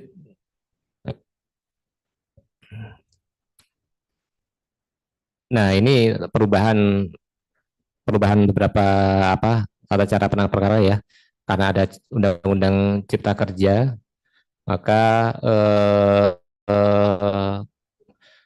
keberatan diajukan menjadi ke pengadilan niaga. Kalau sebelumnya kan ke pengadilan negeri. Dengan adanya Undang-Undang Cipta Kerja, maka keberatan atas putusan KPPU sekarang ini diajukannya ke pengadilan niaga. Kalau di Indonesia pengadilan niaga, kalau tidak salah cuma ada 5 ya. Karena kan ya, Surabaya, Makassar, Semarang, Jakarta, Medan kalau nggak salah ya. Kemudian jangka waktu pemeriksaan keberatan dan kasasi dihapus, angka maksimal denda administrasi dihapus, sanksi pidana pokok dihapus, kecuali terkait obstacle of justice, tidak kooperatif, dalam kali banyak 5 miliar dan pidana 1 tahun sebagai pengganti denda pidana. Satu pasal dihapus, satu pasal 4. Nah, jadi ini yang perubahan yang kita kerja. Next. Putusan. Putusan KPU, pembacaan putusan dilakukan terbuka keberatan atasnya. Jika keberatan diajukan di lebih dari satu pengadilan niaga, maka perlu dilakukan pemilihan pengadilan niaga yang memiliki keberatan. Kalau ada apa saran keberatan pusat, misalnya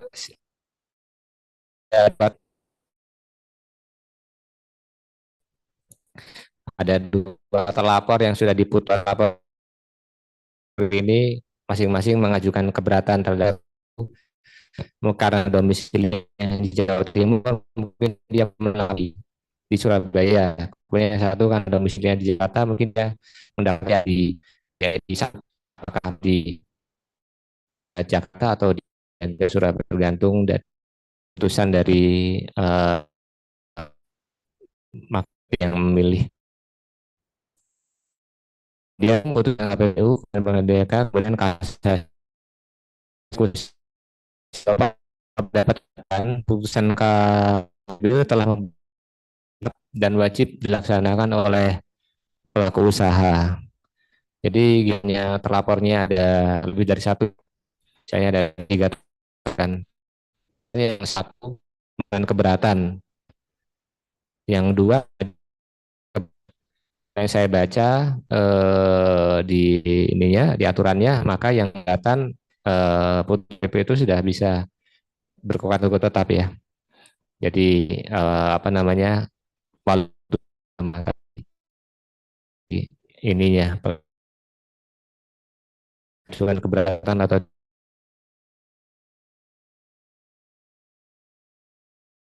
benar dengan keadaan atau apa penegak hukum sesuai dengan ketentuan undang-undangan. Next.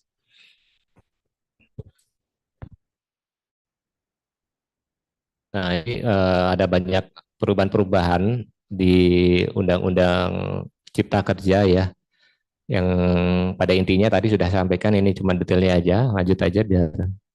But next. Next.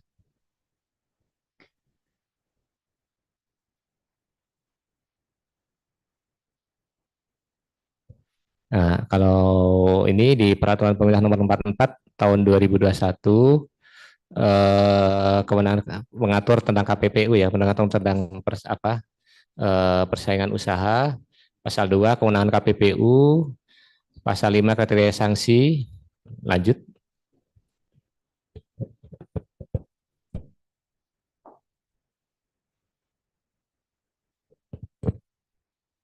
Nah, ini sudah sama seperti yang saya sampaikan tadi. Lanjut.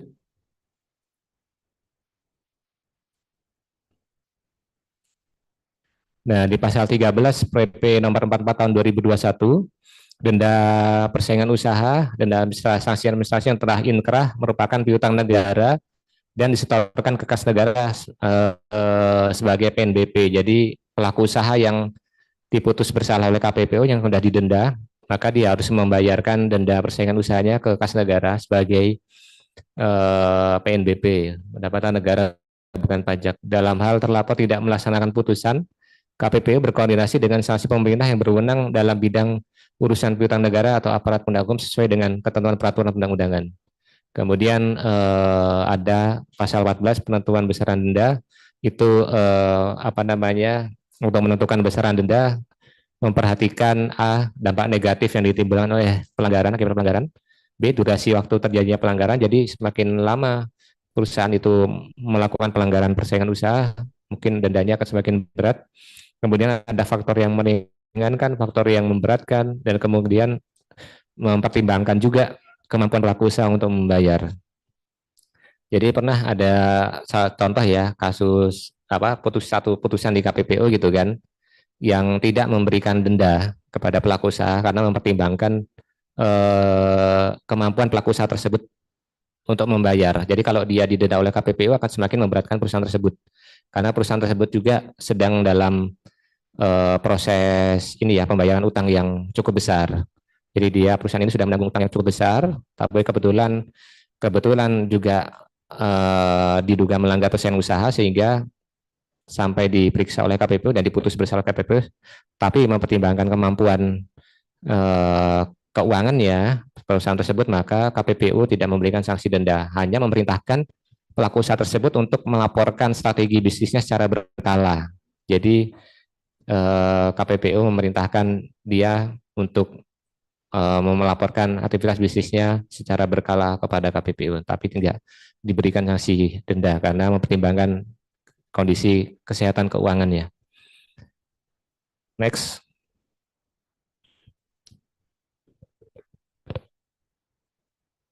Nah, ini ada faktor yang meringankan denda, misalnya melakukan aktivitas yang menunjukkan adanya upaya kepatuhan, kemudian menghentikan secara sukarela atas perilaku anti kompetitif sejak timbulnya perkara, belum pernah melakukan pelanggaran yang sama atau sejenis terkait larangan praktik monopoli perusahaan sehat, tidak melakukan pelanggaran atas dasar kesengajaan, bukan sebagai inisiator dari pelanggaran, atau dampak pelanggaran tidak signifikan terhadap persaingan. Ini faktor yang meringankan. Next.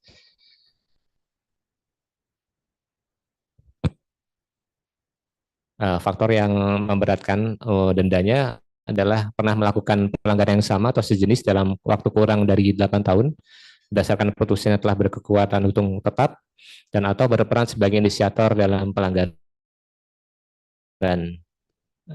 Next.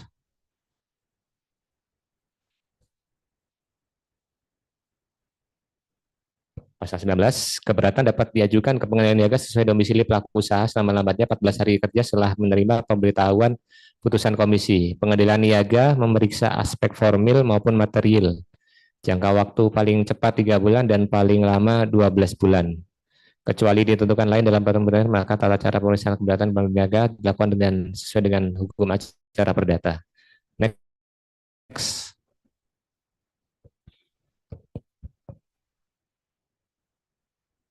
Nah, setelah putusan di pengadilan niaga, kalau para pihak masih belum puas juga ya atas putusan pengadilan niaga, maka bisa mengajukan kasasi selambat-lambatnya 14 hari kerja setelah menerima pemberitahuan putusan pengadilan niaga. Maka siapa yang bisa mengajukan keberatan ini? Apakah cuma terlapor? Enggak ya, rekan-rekan. Jadi KPPU pun bisa gitu kan. Ketika misalnya putusan KPPU di tingkat pengadilan niaga, KPPU kalah gitu kan, misalnya putusan KPPU dibatalkan gitu kan, KPPU nggak puas nih, maka yang akan mengajukan kasasi adalah KPPU, pihak KPPU mengajukannya. Jadi akan putusan di pengadilan niaga kan ada dua kemungkinan kan, putusan KPPU dikuatkan sehingga terlapor itu bisa tetap terbukti bersalah gitu kan, atau putusan KPPU dibatalkan gitu kan, sehingga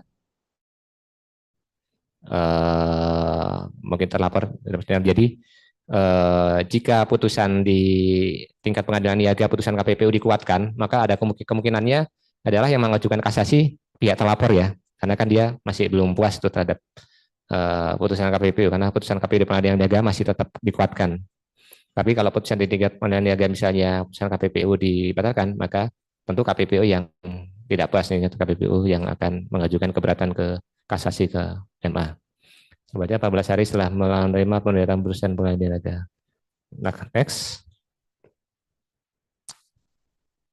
Nah, ini sudah jelaskan tadi. Next. Nah, ini ada jaminan bank. Jadi ini ada tambahan juga. Jadi ketika pelaku usaha atau terlapor yang diputus itu ingin mendaftarkan keberatan, maka juga harus melampirkan jaminan bank. Jaminan bank ke pengadilan ya tanya. Jaminan banknya ini terkait dengan ininya dia denda sanksi administratifnya. Dalam hal terlapor mengajukan keberatan atau kasasi atas putusan komisi, terlapor wajib menyampaikan jaminan bank. Ketentuan jaminan banknya disampaikan dalam jangka waktu 14 hari terhitung sejak menerima putusan, paling banyak 20% dari nilai denda sebagaimana tercantum dalam amar putusan komisi. Jaminan bank diserahkan kepada ketua komisi beberapa surat pernyataan bank untuk menjamin terlapor. Bank merupakan bank umum yang beroperasi di wilayah Indonesia. Dalam hal terlapor tidak menyerahkan surat jaminan bank dalam jangka waktu 14 hari, terlapor dianggap tidak mengajukan keberatan. Next. Pencairan jaminan bank. Belum ya? Komisi dapat mencairkan jaminan bank dalam hal putusan komisi dikuatkan oleh putusan pengadilan yang berkekuatan hukum tetap. Pengembalian jaminan bank, komisi mengembalikan jaminan bank kepada terlapor dalam hal putusan komisi dibatalkan oleh putusan pengadilan berkekuatan hukum tetap. Next. Nah, ini tadi udah lewat aja. Nah, ini ada lagi hal yang baru. Jadi ada hal yang baru di dalam perkara persaingan usaha. Jadi bisa pelaku usaha terlapor ini yang yang dihukum oleh KPPU ini bisa mengajukan keringanan atau kelonggaran ya. Kelonggarannya dalam arti jangka waktu pembayarannya, bukan besaran dendanya. Jadi dia bisa membayar secara dicicil, bisa mengajukan bayar secara dicicil, membayar secara bertahap atau dalam jangka waktu tertentu kepada ketua komisi.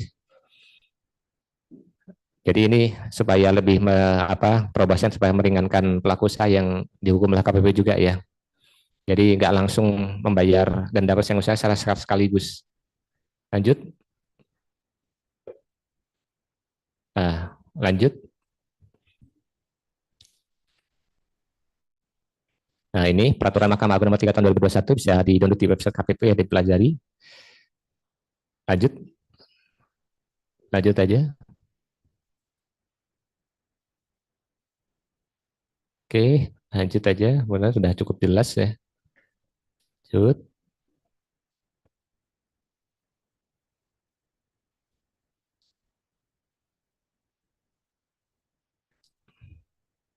Lanjut, ini tata caranya kalau pengajuan keberatan di Mahkamah Agung. Next, lanjut. Lanjut aja terus, Mbak. Ini bisa lanjut. Nah, jika masih nanti ada hal yang misalnya kurang jelas, sebenarnya bisa untuk rekan-rekan ini untuk datang ke kantor kami ya untuk tanya-tanya atau untuk mau konsultasi free, tidak dikenakan biaya. Kami kalau di Surabaya ada di Jalan Embong Sawo nomor 36. Jadi monumen bambu runcing itu belok ke kanan nanti sebelum jalan belok mau ke TP itu. Tuh rekan-rekan. Mungkin demikian pemaparan atau nanti mungkin bisa dilanjut pertanyaan. Silahkan. Mungkin sejauh ini ada yang ingin ditanyakan teman-teman terkait materi hukum persaingan usaha? Iya, nama.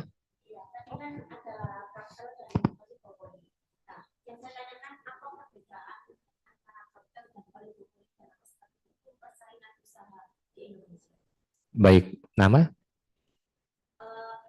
Enggak, namanya, nama. Pak Amina ya. Baik, terima kasih pertanyaan yang sangat bagus. Jadi ini istilah atau terminologi dalam ekonomi ya, Mbak. Jadi kartel atau apa namanya, oligopoli. Iya.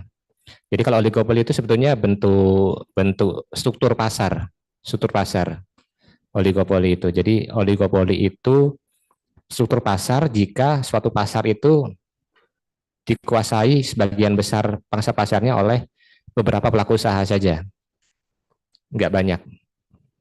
Maksimal biasanya oligopoli itu 4-5 perusahaan. Jadi 4 atau 5 perusahaan itu dia sebagai pemain utama lah gitu kan. Misalnya dari 100 produk yang dijual di pasar, 90 produknya itu merupakan produk yang berasal dari 2 perusahaan atau 3 perusahaan. Yang 10 baru pelaku-pelaku startup lain. Nah, berarti 3 perusahaan itu menguasai 90% dong, ya kan? 3 perusahaan ini menyumbang 90% dari pasar. Ini bentuk bentuk oligopoli. Bisa 3 perusahaan, bisa 4 perusahaan. Nah, itu secara ekonomi nanti bisa menghitung pangsa pasar itu melalui banyak metode. Paling mudah melalui unit penjualan. Melalui unit penjualan ya. Misalnya apa namanya? Di sektor handphone misalnya. Kalau handphone kan mau kita ngitung pangsa pasarnya lewat penjualan per unit bisa. Tapi itu mungkin nggak apple to apple ya. Karena apa? Karena satu produk HP-nya si A itu bisa jadi harganya lebih murah daripada satu unit produknya perusahaan si B. Katakanlah HP merek A itu satu unitnya cuma 1 juta. Sedangkan HP merek B satu unit HP-nya 10 juta. Sehingga per unit bisa jadi ya kan, bisa jadi si A kalau 6 hingga saya pasarnya. Si A kalau secara unit dia menjual 60 unit. Tapi kalau kita 10 juta kali 40 400 ini kan 10 juta kali 40 kan 400 juta ya. Kalau si B 60 unit kalikan 1 juta hanya 60 juta kan. Ya, jadi kita bisa lebih lebih adilnya kalau pangsa pasarnya ya dari nilai penjualannya aja, dari nilai membandingkan nilai penjualannya. Ya, bisa jadi menggunakan itu kan untuk membentuk pasar ini oligopoli apa enggak. Misalnya hal lain yang bukan oligopoli itu apa? Ya kalau yang bukan oligopoli. Kalau bukan oligopoli itu berarti lebih dari 10 perusahaan itu tidak ada yang dominan di pasar. Katakanlah yang misal yang nggak ada dominan di pasar itu misal produk makanan ya. Produk makanan kan nggak ada yang dominan tuh di pasar. Misalnya apa cabai gitu kan.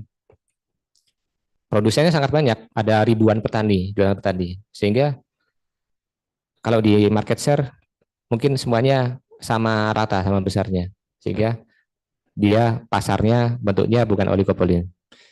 Nah, kalau monopoli berarti 100% pangsa pasar itu hanya dilakukan oleh satu pelaku usaha. Contohnya di sektor jasa tenaga listrik ya. Tenaga listrik kan 100% oleh satu pelaku usaha aja kan, nggak ada pesaing yang lain. Itu berarti bentuk pasarnya monopoli. Ya gitu. Kalau oligopoli contohnya seperti apa? Mungkin di sektor penerbangan kita ya, sektor maskapai penerbangan. Hanya ada beberapa aja kan? Ya ada beberapa. Jadi bentuknya oligopoli gitu kan. Oligopoli. Nah, kalau di sektor penerbangan kan seolah-olah persaingannya banyak ya. Ada maskapai A, maskapai B, maskapai C. Tapi maskapai A, maskapai B, maskapai C juga sebetulnya satu holding yang sama gitu kan.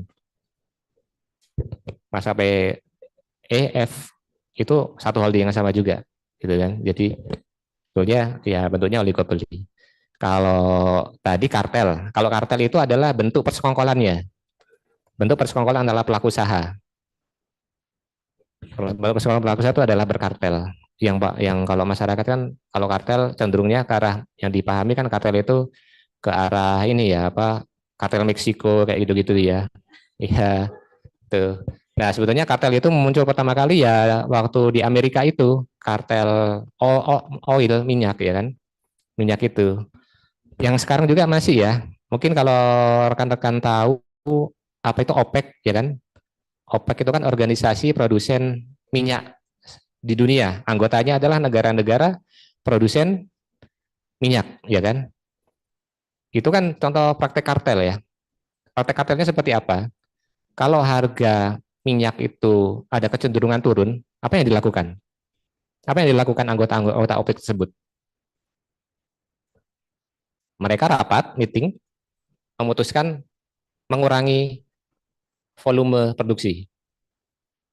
Kalau volume produksi sudah dikurangi, maka efeknya adalah harga bisa terkontrol naik karena barang berkurang. Kalau hukum pasar, barang berkurang, maka kalau permintaan tetap, harga naik ya kan? Kecuali supply-nya turun, penawarannya turun, permintaannya juga turun.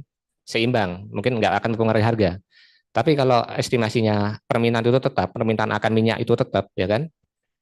Supply-nya dikurangi oleh negara-negara yang punya minyak itu, yang produksi minyak, anjlok kan? Harganya naik. Nah, itu kan contoh kartel sebetulnya kan, OPEC itu ya kan. Itu kartel di tingkat dunia, kartel di tingkat dunia. Itu apa namanya? Nah, kenapa kartel juga terkenal di bidang narkotik? Ya itu juga kan. Kartelnya apa ya? Mereka membagi wilayah. Bandar A, kamu menjualnya di wilayah A. Bandar B, kamu menjualnya di wilayah. Kan kartel juga kan mereka. Tuh.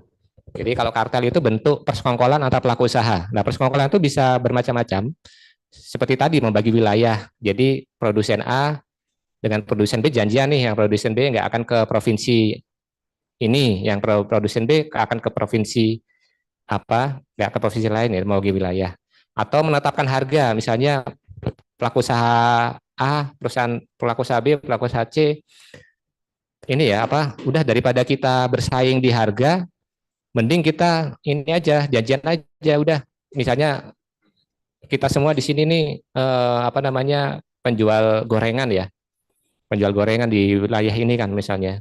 Udah daripada kita bating-batingan harga, daripada kita bersaing di harga, rugi di kita sendiri, ya kita ini aja, kita bersepakat aja jual gorengannya minimal Rp1.000 ya, nggak boleh ada yang di bawah 1.000 kayak gitu. Nanti kalau mau naikin harga, janjian lagi kan, ini harga-harga bahan baku ini udah pada naik nih, harga apa tepung, harga minyak naik, yuk kita besok harga gorengan kita naikin minimal 1.500 ya per buahnya.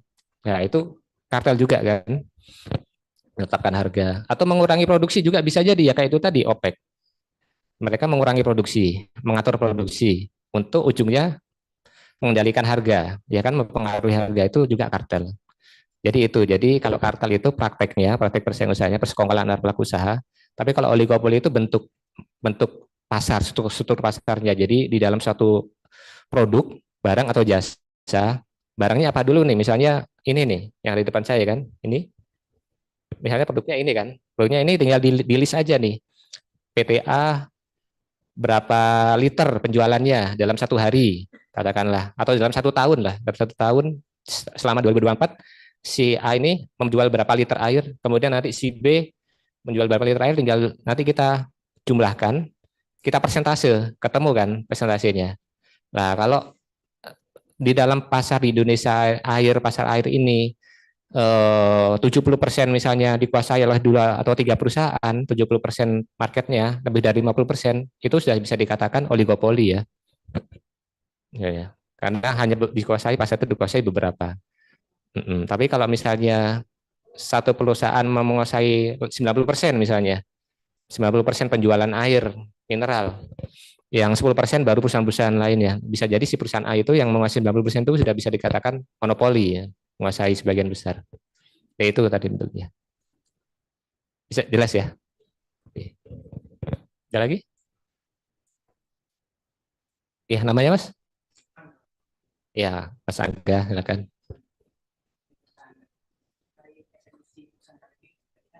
Ya,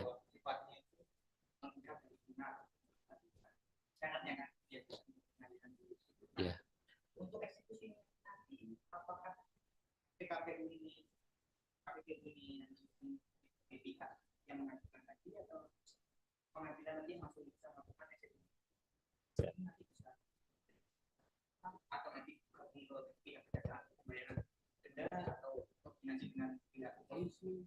Ya.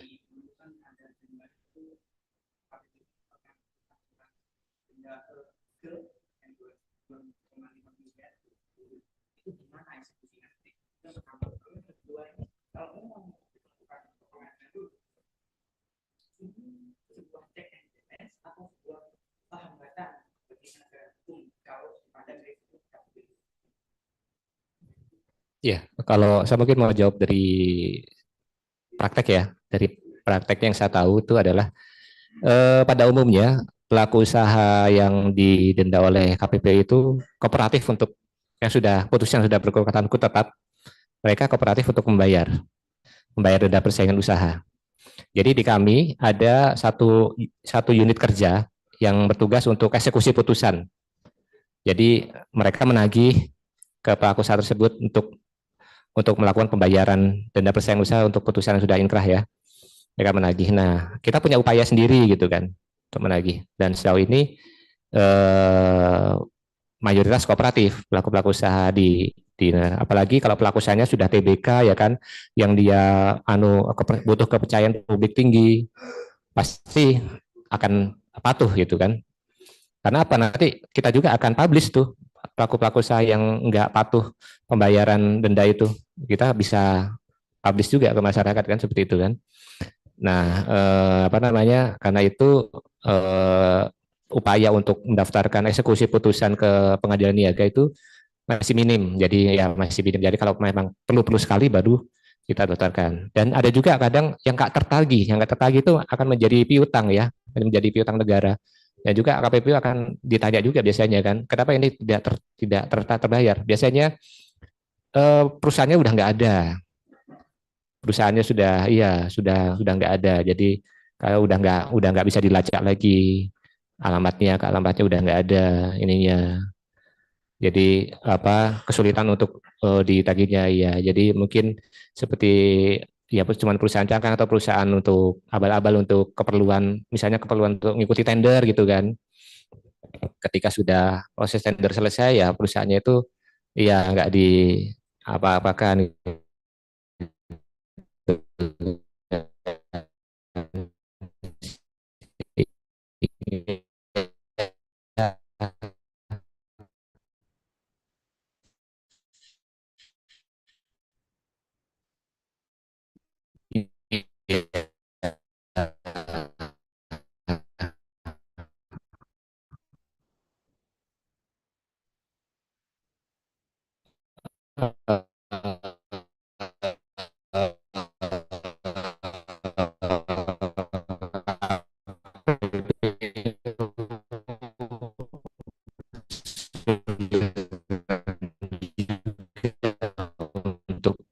untuk ya. Jadi itulah, jadi upayanya ya kita pasti akan bandel ya, tapi sejauh ini banyak perusahaan ya yang dihukum di KPP. Enggak, pembayarannya ke ini, ke Kementerian Keuangan kan, ada akunnya.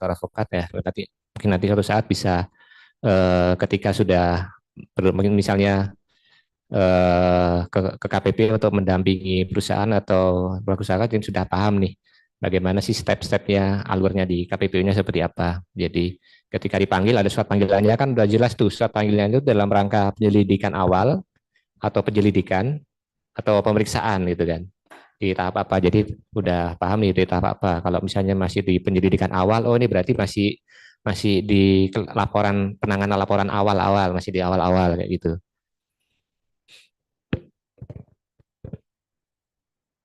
Tidak ada lagi pertanyaan mungkin? Silakan. Waktunya masih tersisa 20 menit, Tuh, Bapak. masih banyak, masih tersisa 20 menit. Ya.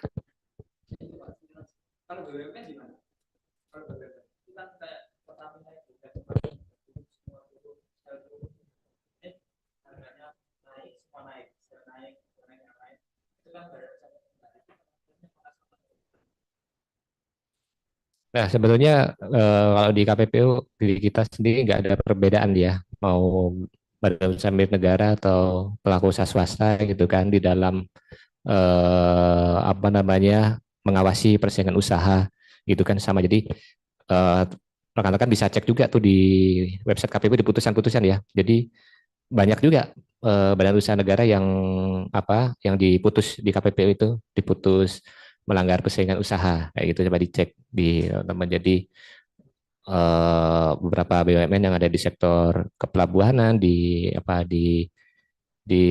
karena apa sebetulnya eh, fokusnya gini. Jadi kadang-kala BUMN ini kan uh, menjadi pelaku usaha dominan ya di sektor-sektor tertentu gitu kan. Nah, kalau di konsep di persaingan usaha itu, pelanggaran persaingan usaha itu sebetulnya potensi besarnya itu hanya bisa dilakukan oleh pelaku usaha yang dominan di pasar, yang punya kekuatan ya.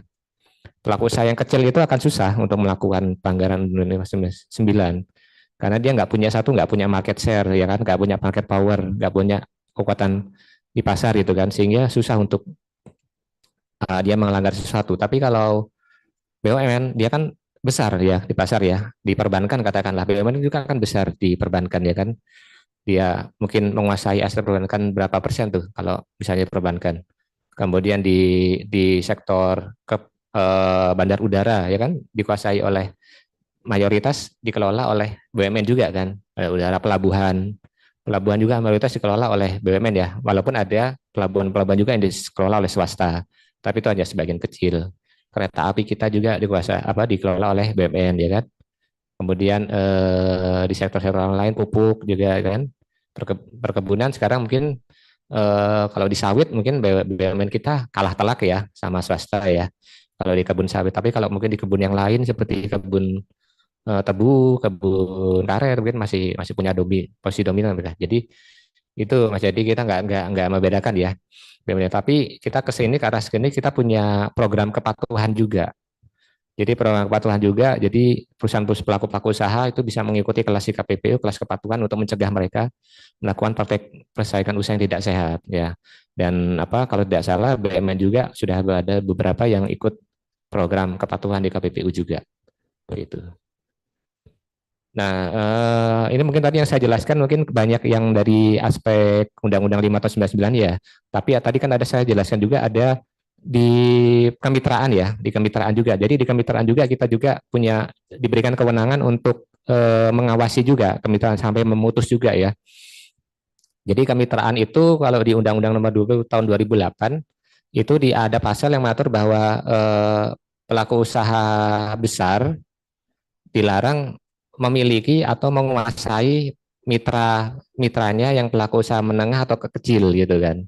Atau pelaku usaha menengah dilarang menguasai atau memiliki mitranya pelaku usaha kecil. Jadi kalau ada terbukti suatu pelaku usaha yang besar ini menguasai atau memiliki mitranya, perusahaan mitranya dalam kemitraan, itu KPPU bisa melakukan penanganan perkara yang sama seperti ini tadi, melakukan penyelidikan dan melakukan pemeriksaan sehingga menjatuhkan putusan ya. Jadi sama prosesnya. Jadi kalau ada perusahaan A bermitra dengan perusahaan B gitu kan, si perusahaan A ini menilai si perusahaan B ini sebagai mitranya dia dikuasai gitu kan, sehingga dia dirugikan. Jadi dia melapor ke KPPU ya kan, melapor ke KPPU bahwa saya dirugikan mitra saya dikuasai oleh mitra saya. Nah, oleh KPPU akan dilakukan laporan tersebut, dilakukan penanganan ya, klarifikasi kemudian penyidikan. Cuman ada bedanya. Bedanya adalah kalau di kasus kemitraan itu tidak langsung diputus. Jadi ada pemberian surat peringatan dulu. Jadi kalau dalam proses pemeriksaan itu si pelaku usaha besar atau menengah ini melanggar praktek kemitraan, KPPU memberikan surat peringatan dulu. Surat peringatan pertama. Surat peringatan itu tujuannya adalah untuk melakukan perbaikan praktek kemitraan kepada mitranya yang misalnya poin A salah nih. Poin A-nya tolong diperbaiki dong, jangan dilakukan lagi di surat peringatannya KPPU gitu kan. Nah, kalau itu udah dilakukan, KPPU monitor udah dilakukan, clear, maka case-nya ditutup, nggak perlu sampai menjatuhkan sanksi. Jadi ada berbedanya di situ, rekan-rekan. Jadi kalau di kasus kemitraan, KPPU itu memberikan dulu surat peringatan. Kenapa diberikan surat peringatan? Karena pada prinsipnya praktek kemitraan itu kan praktek yang win-win solution ya, Pak. Praktek yang saling menguntungkan satu sama lain. Jadi kalau sudah diperbaiki oleh salah satu pihak dan sudah sama-sama untung ya sudah, nggak perlu harusnya. Yang penting kan kedua belah pihak ini lanjut ya, lanjut bermitra. Jadi bermitra ini kan seperti orang menikah gitu kan. Jadi kalau bisa ya tetap langgeng gitu, nggak usah cerai gitu kan. Kalau satunya dihukum kan pasti nanti dia marah tuh pasti. Ya udahlah kita nggak usah bermitra lagi, marah kan kayak gitu. Makanya ada surat peringatan ke satu dulu. Kalau surat peringatan satu di monitor kok masih belum dilakukan, kita keluar lagi surat peringatan kedua. Surat peringatan kedua nggak dilakukan lagi, kita keluar surat peringatan ketiga. Surat peringatan ketiga kalau memang udah dilakukan ya bisa dihentikan lah sampai surat peringatan ketiga. Tapi kalau surat peringatan ketiga pelaku usaha yang melanggar kemitraan ini tetap melanggar, nggak melakukan perbaikan, lanjut ke pemeriksaan lanjutan untuk nanti diberikan sanksi administratif terkait dengan pelanggaran kemitraan itu maksimal 5 miliar untuk usaha menengah yang melanggar atau maksimal 10 miliar untuk usaha besar yang melanggar. Contohnya kalau di kasus kemitraan kan, kalau kemitraan itu apa? Contohnya rekan-rekan, contoh kegiatan kemitraan itu apa? Yang umum tuh biasanya kalau di sektor konstruksi itu kan subkontrak, ya kan? Pelaku kontraktor besar nih, dia kan nggak ngerjain semuanya. Misalnya masangin jendelanya itu disubkonkan ke pelaku usaha lain gitu kan. Dah kamu tak kasih jadi mitra saya, tak sari tak kasih kerjaan nih, kamu masang-masang pintunya atau masang kabel-kabel listriknya. Itu subkontrak. Atau inti plasma. Inti plasma itu contohnya di mana? Biasanya di sektor-sektor pertanian tuh inti plasma ya. Misalnya pabrik pakan punya mitra petani lele ya kan. Jadi udah kamu apa atau dia punya mitra petani ayam. Udah kamu jadi mitra saya, kamu saya kasih modal ayam, kamu saya kasih modal apa pakan. Udah ini ayam sama pakan kamu kelola, kamu gedein, tapi nanti kalau ayam udah gede saya yang ambil gitu kan. Nah itu kemitraan inti plasma ya kan. Atau di sektor kelapa sawit ya kan, kelapa sawit juga kayak gitu tuh, ada petani rakyat bermitra sama pabrik pengolah minyak sawit ya kan. Minyak sawitnya kan dia kan butuh pasokan nih, butuh pasokan sehingga dia bermitra sama petani sehingga dia punya kepastian pasokan. Atau pabrik gula ya kan, pabrik gula pasti dia punya mitra petani-petani tebu ya kan, karena dia punya kepentingan apa ya, dia punya pasokan tebunya gitu kan. Nah itu inti plasma. Kemudian ada waralaba, waralaba juga termasuk salah satu bentuk kemitraan. Kemudian perdagangan umum itu misalnya seperti retail besar ya, minimarket, supermarket besar gitu kan. Dia bermitra sama produsen makanan misalnya, produsen minuman ya kan, dia kan nyetor produk makanan minumannya ke minimarket tersebut, itu kan kemitraan di perdagangan umum.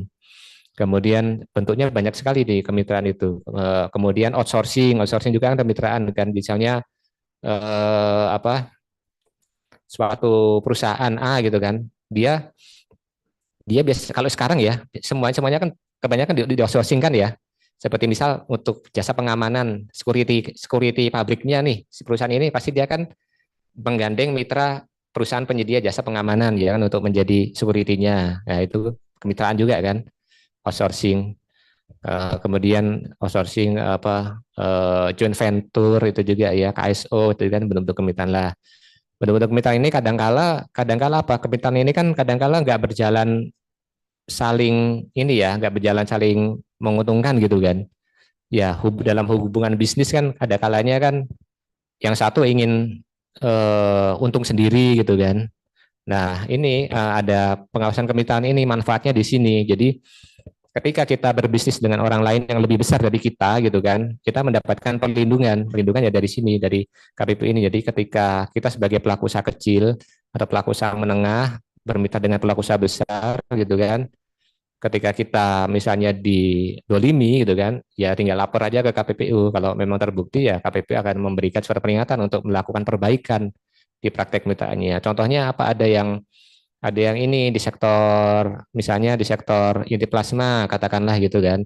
apa di perjanjian itu misalnya kalau sudah waktunya panen, kalau waktunya ayam panen nih, maka oleh perusahaan besar yang menjadi intinya itu wajib dibeli, dipanen ya kan ayamnya. Misalnya ayam udah waktunya 30 hari, di perjanjian 30 hari, maka ayam itu harus dipanen. Kemudian oleh pelaku usaha besarnya nggak dipanen-panen, gimana? Ya kan merugikan yang kecil kan. Udah waktunya dia dapat duit nih, si perusahaan besar nggak mau manen-manen, nggak mau ngambil-ngambil ayamnya. Sedangkan kalau ayam nggak dipanen-panen, kerugiannya apa? Kan harus ngasih makan ayam terus petaninya, kan keluar uang tiap harinya. Harusnya hari ini udah ayamnya udah diambil, ditunggu sampai besok nggak diambil ambil, padahal kan besok ayamnya udah kelaparan kan, harus beli pakan ayam lagi nggak sih. Nah, itu kan bentuk kerugian, berarti kan ini satu bentuk yang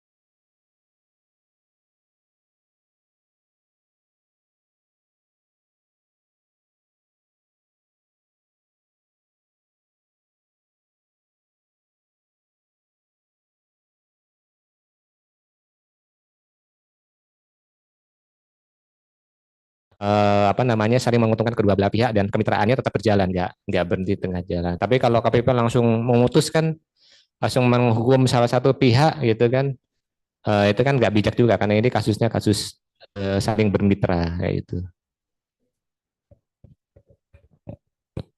Kan mungkin ada lagi pertanyaan? Ada lagi mungkin waktunya masih tersisa 7 menit, Bapak. Ya, mungkin bisa dicek juga ya di website KPPU ada putusan. Jadi teman-teman rekan-rekan bisa lihat di tahun ini KPPU sudah memutus apa saja sih. Itu ada ya, sudah ada beberapa putusan di tahun ini. KPPU sudah memutus di sektor ekonomi digital ya. Kalau nggak salah juga dendanya cukup besar ya, dendanya. Kemudian ada juga yang terkait dengan kasus yang apa namanya pembocoran informasi. Jadi ada kasus perusahaan yang mencuri informasi dari pelaku usaha pesaingnya, cari informasi yang bersifat rahasia. Biasanya apa dibajak ya, jadi orang-orang di perusahaan pesaingnya dibajak gitu kan, supaya dia bisa menangkan persaingan. Jadi ada banyak kasus, memang kasus di KPPU masih sebagian besar ya, mungkin 50% lebih itu umumnya kasus-kasus yang terkait dengan dugaan pelanggaran pasal 22. Dugaan pelanggaran pasal 22 itu terkait dengan persekongkolan untuk tender, persekongkolan di dalam tender. Jadi teman-teman rekan-rekan bisa cek tuh di putusan KPPU, mayoritas banyak yang terkait dengan tender. Putusan terkait masalah terkait tender percaya pasal 22 persekongkolan tender. Jadi itu yang biasanya paling banyak dilaporkan, paling mudah dilaporkan oleh masyarakat biasanya ketika ada suatu proses lelang barang atau jasa, tender barang atau jasa gitu kan. Nah, yang kalah ini merasa wah ini apa persaingannya nggak sehat nih, saya lapor aja ke KPPU ya gitu kan. Misalnya ada tender pembangunan jembatan, tender pembangunan gedung gitu kan, diikuti beberapa perusahaan gitu kan, dan perusahaannya ini kalah, biasanya kalah merasa dia ini yang menang ini pasti curang nih, ada persekongkolannya nih.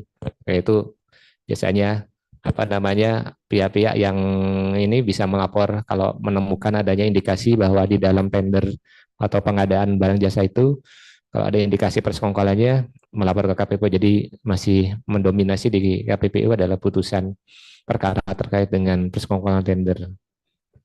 Hanya di satu pasal, dua-dua, tapi masih banyak ini. Nah, memang apa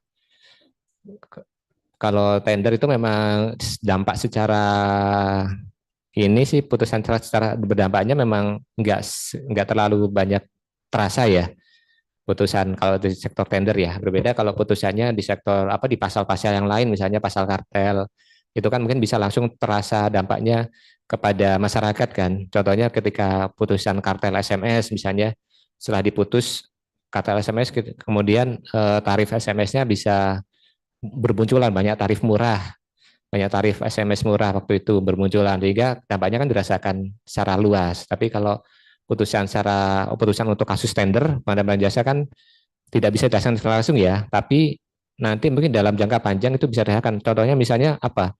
Contohnya misalnya tender pembangunan jalan ya. Kalau ada persekongkolan itu biasanya dampak negatifnya apa? Biasanya apa namanya pembangunan aspalnya jadi kualitasnya turun. Karena kalau bersekongkol itu kan pasti kan akan menimbulkan biaya-biaya tambahan ya.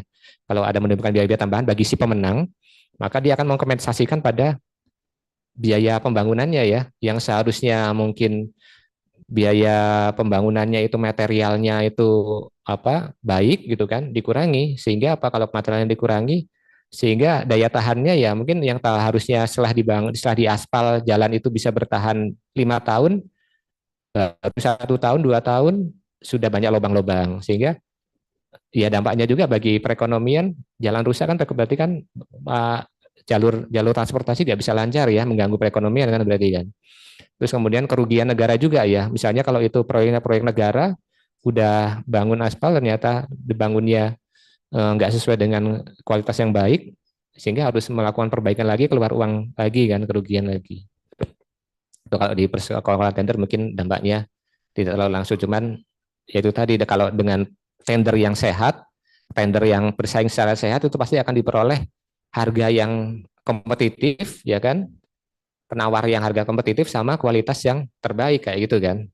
Misalnya saya mau bangun rumah nih, kalau kalau nggak saya kompetisikan gitu kan, saya belum tentu bisa dapat apa kontraktor yang kontraktor yang membangun rumah saya yang berkualitas gitu kan. Kalau misalnya apa namanya ketika saya mau bangun rumah saya tenderkan nih dari 3 penawar ini, tiga-tiganya bersekongkol gitu kan, bersekongkol, mereka menawarkan apa bersekongkol, udah ke Pak Romi kita bertiga nawarkannya 500 juta aja ya, jangan ada 500 juta, padahal saya harusnya dengan gambar yang saya inginkan, dengan gambar rumah yang inginkan itu sebenarnya bisa dilakukan di harga 400 sebetulnya, tapi karena si peserta ini menawar bersekongkol, ketika menawar ke saya mereka bersekongkol, sehingga saya harus mendapatkan pemenang dengan harga 500 juta ya kan, sehingga saya rugi 100 juta dong ya kan.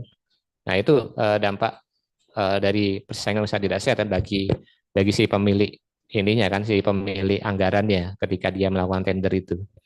Kalau persaingan sehat nih, 3 orang ini bersaing secara sehat, dengan saya ngajukan rumah gambar ini, ada yang satu menawarkan 500, satu menawarkan 470, satu menawarkan 550, ya kan tinggal nanti saya milih nih, mau saya milih yang paling murah 470 juta, apa saya mau milih yang paling mahal 550 juta, terserah saya kan. Jadi kan saya punya ini apa punya keuntungan nih, punya benefit nih. Kira-kira kalau saya milih yang paling murah, setelah saya cek, oh ternyata speknya nggak terlalu bagus nih. Ya memang dia murah penawarannya, tapi sebenarnya maka saya mending nggak deh, nggak saya pilih yang 500 juta aja tengah-tengah ya kan, nggak terlalu mahal, tapi juga nggak terlalu murah, nggak terlalu speknya nggak terlalu jelek. Ya itu misalnya contohnya kalau kalau persaingannya sehat kayak gitu di persekongkolan, di tendernya sehat, nggak ada persekongkolan. Itu Mbak Moderator. Tersisa 1 menit Bapak. 1 menit. Silakan untuk 1 menit 1 menit tersisa. Ini ya juga kasihan udah dari pagi saja. Tampaknya udah mulai ngantuk ya. Mungkin mulai pagi. mau ditutup atau bagaimana? Ya, jadi persaingan usaha yang sehat itu apa kalau di slogan KPPU akan mensejahterakan rakyat. Kenapa? Kalau dengan persaingan sehat, saya bilang itu tadi goalnya adalah bisa ada pilihan barang atau jasa. Jadi teman-teman kalau ada banyak pilihan barang, senang apa? Enggak. Senang kan? Jadi misalnya di teman-teman punya uang 2 juta nih, mau beli HP. Kalau persaingannya bagus, persaingan bis usaha di sektor HP-nya bagus ya kan? Teman-teman ke toko seneng nih. Wah, ini ada yang 1,5, ada 1,8, speknya bagus-bagus ya kan? Tapi misalnya kalau persaingan tidak sehat, nggak persaingan tidak sehat, maka nggak akan ada pilihan barang jasa yang beragam ya kan, yang berkualitas. Misalnya hanya ada tersedia HP di harga 5 juta misalnya. Sehingga ketika kita punya uang sebagai konsumen ya, kita punya uang ya 2 juta, nggak bisa beli ya kan, kayak gitu kan.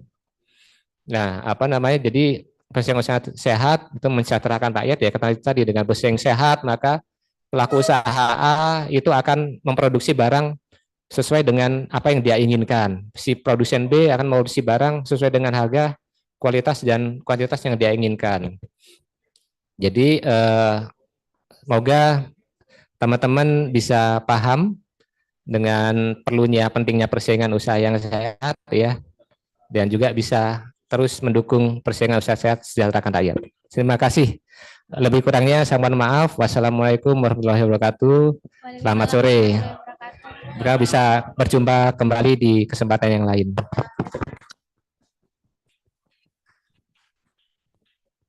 Itu tadi adalah pemaparan materi dari Bapak Romi mengenai hukum persaingan usaha. Mungkin sebelum ditutup, saya undang para peserta untuk maju ke depan melakukan sesi foto bersama terlebih dahulu.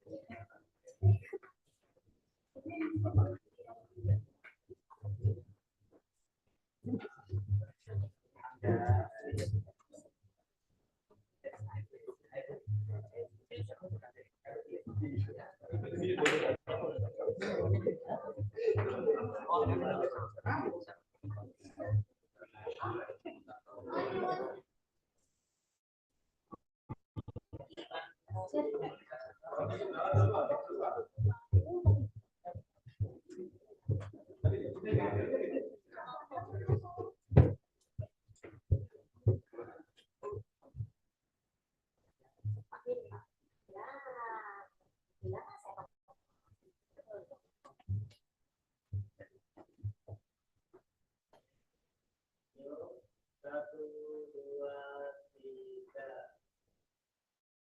Satu, dua, tiga. Bebas. Semangat. Satu, dua, tiga. Lagi. Satu, dua, tiga.